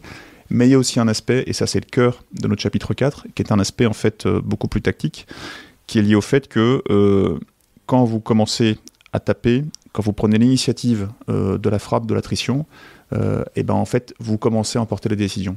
Comme le disait Ambroise Baudry, un lieutenant de vaisseau qui écrit un siècle avant nous, quand la balance penche en mer, elle penche très rapidement. Et c'est ce qu'on montre dans nos petits encadrés là, sur les affaires de frappe en premier à l'ère du canon, à l'ère de l'avion et à l'ère du missile, c'est qu'il y a une prime à la frappe en premier, et donc qui rejoint le côté décisif du combat naval. Enfin, mais il faut peut-être aussi dessiner un peu des perspectives pour ce 5e âge. Alors, on a compris que c'était difficile de l'identifier exactement, mais quand même, il y a cette hypothèse que c'est un âge de la robotique. Donc, c'est intéressant parce que ça rejoint évidemment beaucoup de choses qu'on lit et sur lesquelles on réfléchit aussi en dehors de la mer, sur la problématique du combat collaboratif, sur qu'est-ce qu'on fait des drones, qu'est-ce qu'on fait de ce qu'on appelle les effecteurs déportés, c'est-à-dire le fait qu'on peut avoir, c'est vrai à terre avec le programme Scorpion, c'est vrai dans les airs avec le SCAF, avec l'idée que en fait c'est pas forcément au même endroit qu'il y a la prise de décision, qu'il y a les capteurs et qu'il y a les effecteurs, etc. etc. Mais alors Mais le fait est qu'on parle beaucoup moins souvent des drones navals, par exemple. On s'est mis à en parler un petit peu avec l'Ukraine, mais ça reste toujours assez limité par rapport à ce qu'on fait à terre et dans les airs. Donc, d'une part, comment est-ce qu'on caractériserait ce nouvel âge de la robotique, c'est-à-dire déjà où est-ce qu'on en est et quelles sont les perspectives? Et puis ensuite, on parlera évidemment des conséquences sur les manières de se battre, mais en tout cas, comment est-ce qu'on pourrait caractériser peut-être l'état de ce cinquième âge à l'heure actuelle? François-Olivier Cormand? Alors, sur les caractéristiques de l'âge dans lequel on rentre, il y a plusieurs grandes tendances. Bon, déjà, il y a une tendance majeure qui est liée à l'information. C'est un point qu'on développe. On est à changer de paradigme. On est passé de l'info-poor, donc la rareté de l'information, à l'info-rich, c'est-à-dire à l'infobésité, à un flot d'informations qui est énorme. Et donc ça part de la donnée. Donc là, il y a toute une réflexion, tout un débat autour de la donnée dans le monde civil et puis dans le monde militaire et en particulier dans le monde naval. Et donc là, un des grands enjeux, c'est comment arriver à être correctement informé dans le combat naval, correctement avec 2 points, en termes de vitesse et en termes de qualité. Et on montre dans l'ouvrage qu'il y a un vrai débat là-dessus, c'est-à-dire qu'aujourd'hui tout le monde est d'accord pour dire qu'il faut être le mieux informé possible. Ça suppose de drainer un maximum d'informations, de données, de les élaborer, de les traiter. Donc c'est un peu la pyramide du renseignement qu'on explique dans notre ouvrage. Et ensuite de les mettre à disposition d'un décideur le plus rapidement possible pour qu'il puisse ensuite prendre une décision qui soit pertinente. Là, il y a tout un champ du cinquième âge qui est tiré par plusieurs locomotives. La première locomotive, c'est celle de la gestion des grandes masses de données, qui est un premier point. La deuxième locomotive, c'est celle de l'intelligence artificielle, sur laquelle on pourra revenir, parce que derrière ce terme-là se cache en réalité beaucoup de choses. Et il y a une troisième locomotive qui est la taille des tuyaux de circulation de l'information, c'est-à-dire qu'effectivement, pour gérer beaucoup de données, quand on est loin en mer, il faut des tuyaux qui nous véhiculent tout ça, soit de la mer vers les bateaux, soit des bateaux entre les bateaux. Donc là, globalement, on a tout un champ qui est un champ... Et ça, rappelons, je le dis parce qu'on a fait il n'y a pas très longtemps une émission sur les câbles sous-marins, que l'inconvénient de la mer, c'est que pour le coup, il n'y a pas le choix, on est obligé de passer par satellite ou par d'autres voies plus directes, mais du coup, le moyen le plus efficace pour faire transiter de l'information à très très haute vitesse, qui sont les câbles et les fibres optiques, quand on est en mer, par la force des choses, ils sont absents, donc il y a une vraie problématique de taille des tuyaux qui se pose de manière plus acérée encore en mer qu'ailleurs. Oui, exactement. Donc voilà, globalement, la cinquième âge, on a un gros enjeu sur la gestion de l'information à fin d'action. Et c'est le pont entre l'information brute et l'action qu'on va retirer. Voilà, là, il y a tout un champ de réflexion, avec certaines idées reçues et d'autres au contraire qui sont assez fausses. Après, il y a un deuxième grand enjeu qui est lié au cinquième âge du combat naval, c'est tout simplement la dilatation qui se poursuit dans les effecteurs et dans les senseurs, c'est-à-dire notre capacité à voir les choses loin et notre capacité à agir loin. Et donc il y a une grande tendance qui remonte au début de l'ère de missile et qui continue encore aujourd'hui, qui s'accélère, c'est donc la portée des armements, leur vitesse, avec tous les débats sur l'hypervélocité qu'on retrouve aujourd'hui. C'est leur précision également qui n'a fait que croître, avec un vrai point de rupture dans les années 90 où là, globalement, l'armement de précision guidé se développe et depuis, ça n'a fait que croître. Et ça, c'est couplé à une extension des capacités des senseurs, à la fois en termes de portée et à la fois en termes de capacité à traiter de l'information, qui fait que tout ça se dilate. Et donc là, il y a vraiment un enjeu au cinquième âge du combat naval d'arriver à en tirer parti et en même temps de s'en prémunir. Voilà. Il y a une autre porte aussi qu'on développe dans l'ouvrage au cinquième âge du combat naval, qui est celle du multimilieu, multichamp, dont on parle souvent, dont vous avez déjà pu, j'imagine, parler, Alexandre, dans vos émissions, mais qui est cette espèce de changement qui fait que dans les années 90, globalement, on rentre dans l'ère de l'interarmée. C'est-à-dire qu'on arrête d'avoir des armées qui font leurs opérations de manière un peu juxtaposée. On rentre dans le stade de la coordination, voire de la symbiose, dans certains cas. Et donc là, il y a toute une doctrine, tout un système de formation, d'entraînement qui se met en place, et ça, aujourd'hui, c'est bien installé. Au cinquième âge du combat naval, on rentre dans le multichamp, c'est-à-dire c'est le step d'après, c'est comment on arrive à agir depuis un milieu, un champ dans les autres, et comment on tire parti de l'autre milieu et de l'autre champ pour produire des effets dans mon milieu. Et là, de manière synchronisée. Donc très concrètement, ça veut dire quoi pour le combat naval aujourd'hui? Ça veut dire, au-delà des 3 dimensions dont j'ai déjà parlé, c'est comment vous gérez le côté spatial, à la fois pour vous alimenter en information et en même temps pour pouvoir, vous, depuis la mer, surveiller le domaine spatial, ce qui est tout à fait envisageable aujourd'hui. Et puis, vous avez l'autre volet, c'est comment je fais en sorte de gagner un petit avantage dans un autre milieu, dans un autre champ, pour avoir un gros avantage dans mon milieu. Et donc là, il y a toute une partie qu'on développe également dans l'ouvrage, qui est ce que j'appelle l'effet papillon, entre les milieux et les champs, qui fait qu'un petit avantage que vous avez par exemple dans le champ électromagnétique ou dans le champ informationnel, qui peut vous donner un gros avantage dans le champ naval. Il y a plein d'exemples historiques. Je peux prendre par exemple la guerre du Kippour. On voit bien qu'un petit avantage dans le champ électromagnétique, ça peut rapidement faire basculer la balance. Donc là, ça c'est les batailles qu'on raconte en 1973. Et puis vous avez des exemples plus récents où globalement le fait d'aller maîtriser le champ spatial ou le champ informationnel, ça peut avoir directement des implications sur votre capacité à vous imposer en mer. Voilà, donc ça, c'est 3 gros enjeux qu'on développe et qui sont liés au 5e âge du combat naval. François-Olivier Cremant. Et merci.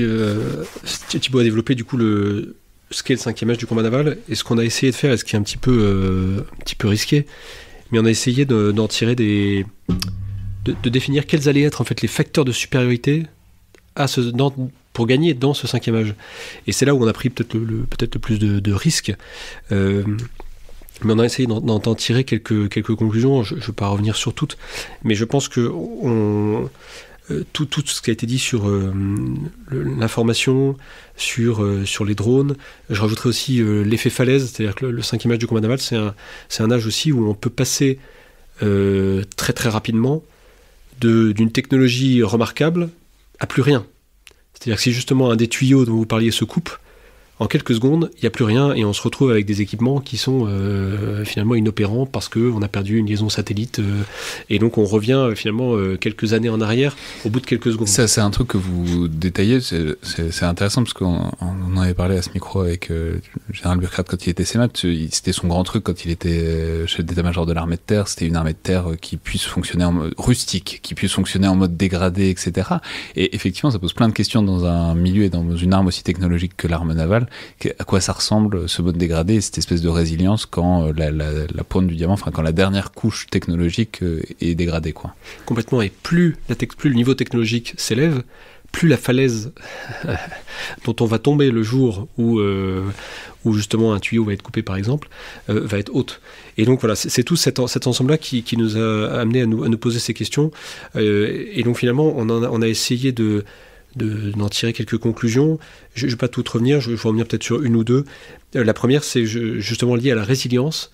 C'est que on va avoir besoin de marins qui doivent être capables d'être très agiles et d'être... Alors il y a une expression qu'utilise la marine américaine, c'est à la fois des marins de la boîte de conserve et des guerriers de la puce de silicium. Et en fait, ça c'est quelque chose qui est très dur d'un point de vue ressources humaines. Former des marins de la puce de silicium, ça c'est très clair.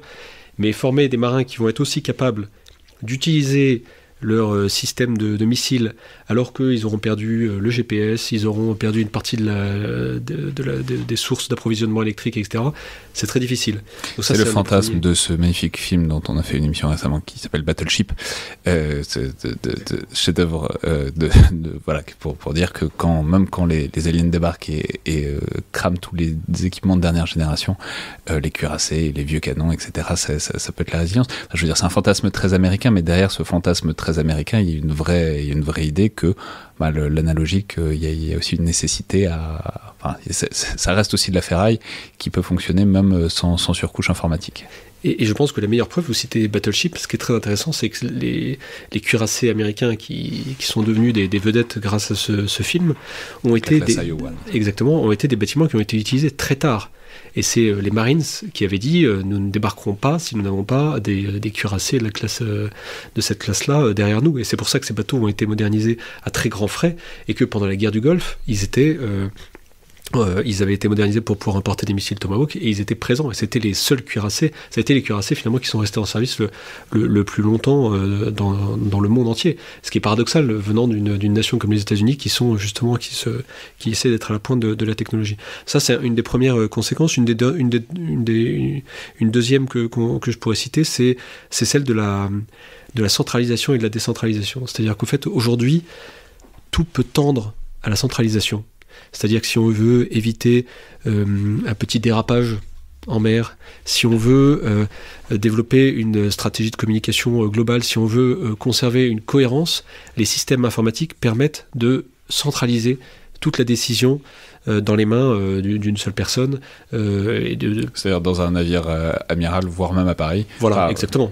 C'est possible, techniquement, c'est l'idéal. Et pourtant, on se rend compte que au 5e âge du combat naval, la décentralisation, le fait d'avoir des personnes qui vont réfléchir, qui vont avoir des idées sur le terrain, qui vont avoir une certaine marge de manœuvre, une certaine liberté d'action, en fait c'est un luxe inouï, c'est extrêmement précieux, c'est ce qui va permettre parfois de surprendre, de prendre de l'avance, d'anticiper encore plus vite pour l'instant que pourrait le faire une intelligence artificielle. Voilà, ces deux exemples, mais Thibaut voudra peut-être revenir sur d'autres.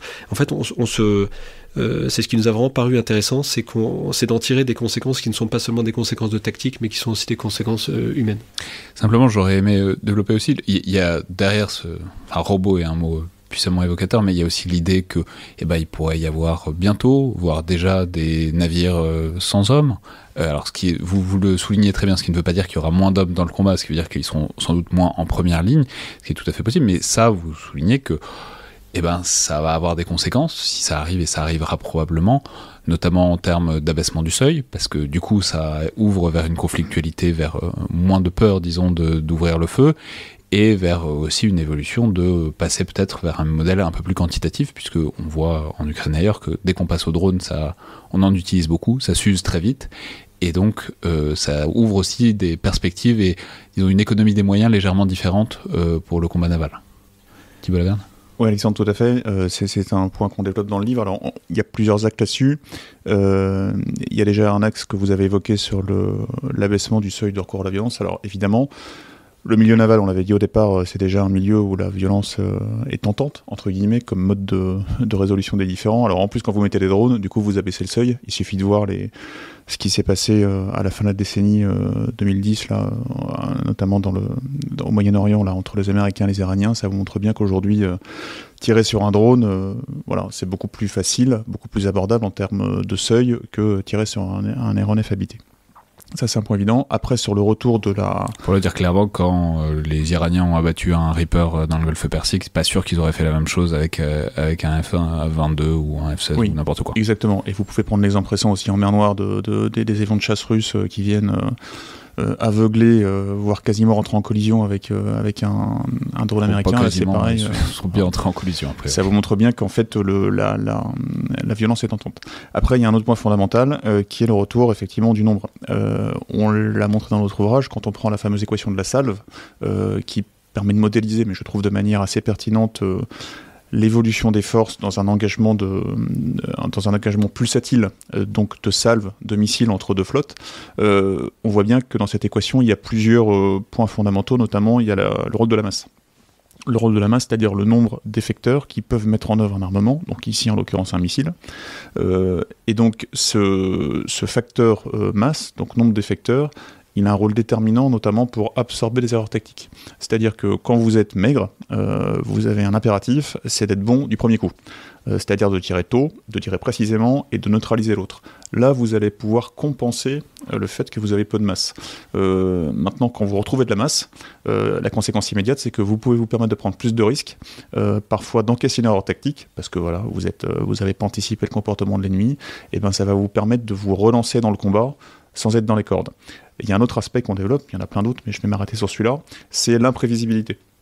C'est-à-dire que plus de drones, potentiellement même plus de drones autonomes, parce que quand on dit drone, en fait, ça veut dire beaucoup de choses. Ça peut être du drone téléopéré qui fait exactement ce que l'humain lui dit, et ça peut être du drone aussi qui est programmé, voire du drone intelligent, peut-être demain, qui aura un comportement peut-être irrationnel.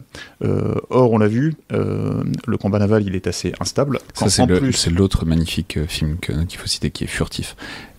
Pour les connaisseurs, c'est un drone aérien devenu fou. Bon, peu importe. Je suis nommé parce que c'est une discussion très sérieuse, donc j'aime bien balancer quelques nanars au milieu. Je l'ai pas vu, Alexandre, mais j'irai le voir. Je le recommande vivement. Allez, pardon, allez-y. Oui, donc la prévisibilité, c'est-à-dire que quand vous êtes face à des humains ou à des machines pilotées par des humains, globalement, il y a une rationalité qui est derrière tout ça. Demain, quand vous aurez des essaims de drones, par exemple, qui auront leur propre rationalité ou qui auront un comportement qui n'est pas celui que vous attendez forcément de la part d'un humain, ça va rajouter de l'instabilité dans le combat naval. Donc en fait, ce combat qui est naturellement instable pour plein de raisons, l'apparition du drone, voilà, ça va aussi rajouter ce côté un peu volatile, ça va l'exacerber. Je vais juste ajouter, on n'a évidemment pas le temps de continuer. C'est un livre qui est beaucoup plus riche que ce qu'on a eu le temps d'en dire, même si je pense c'est déjà un contenu très riche.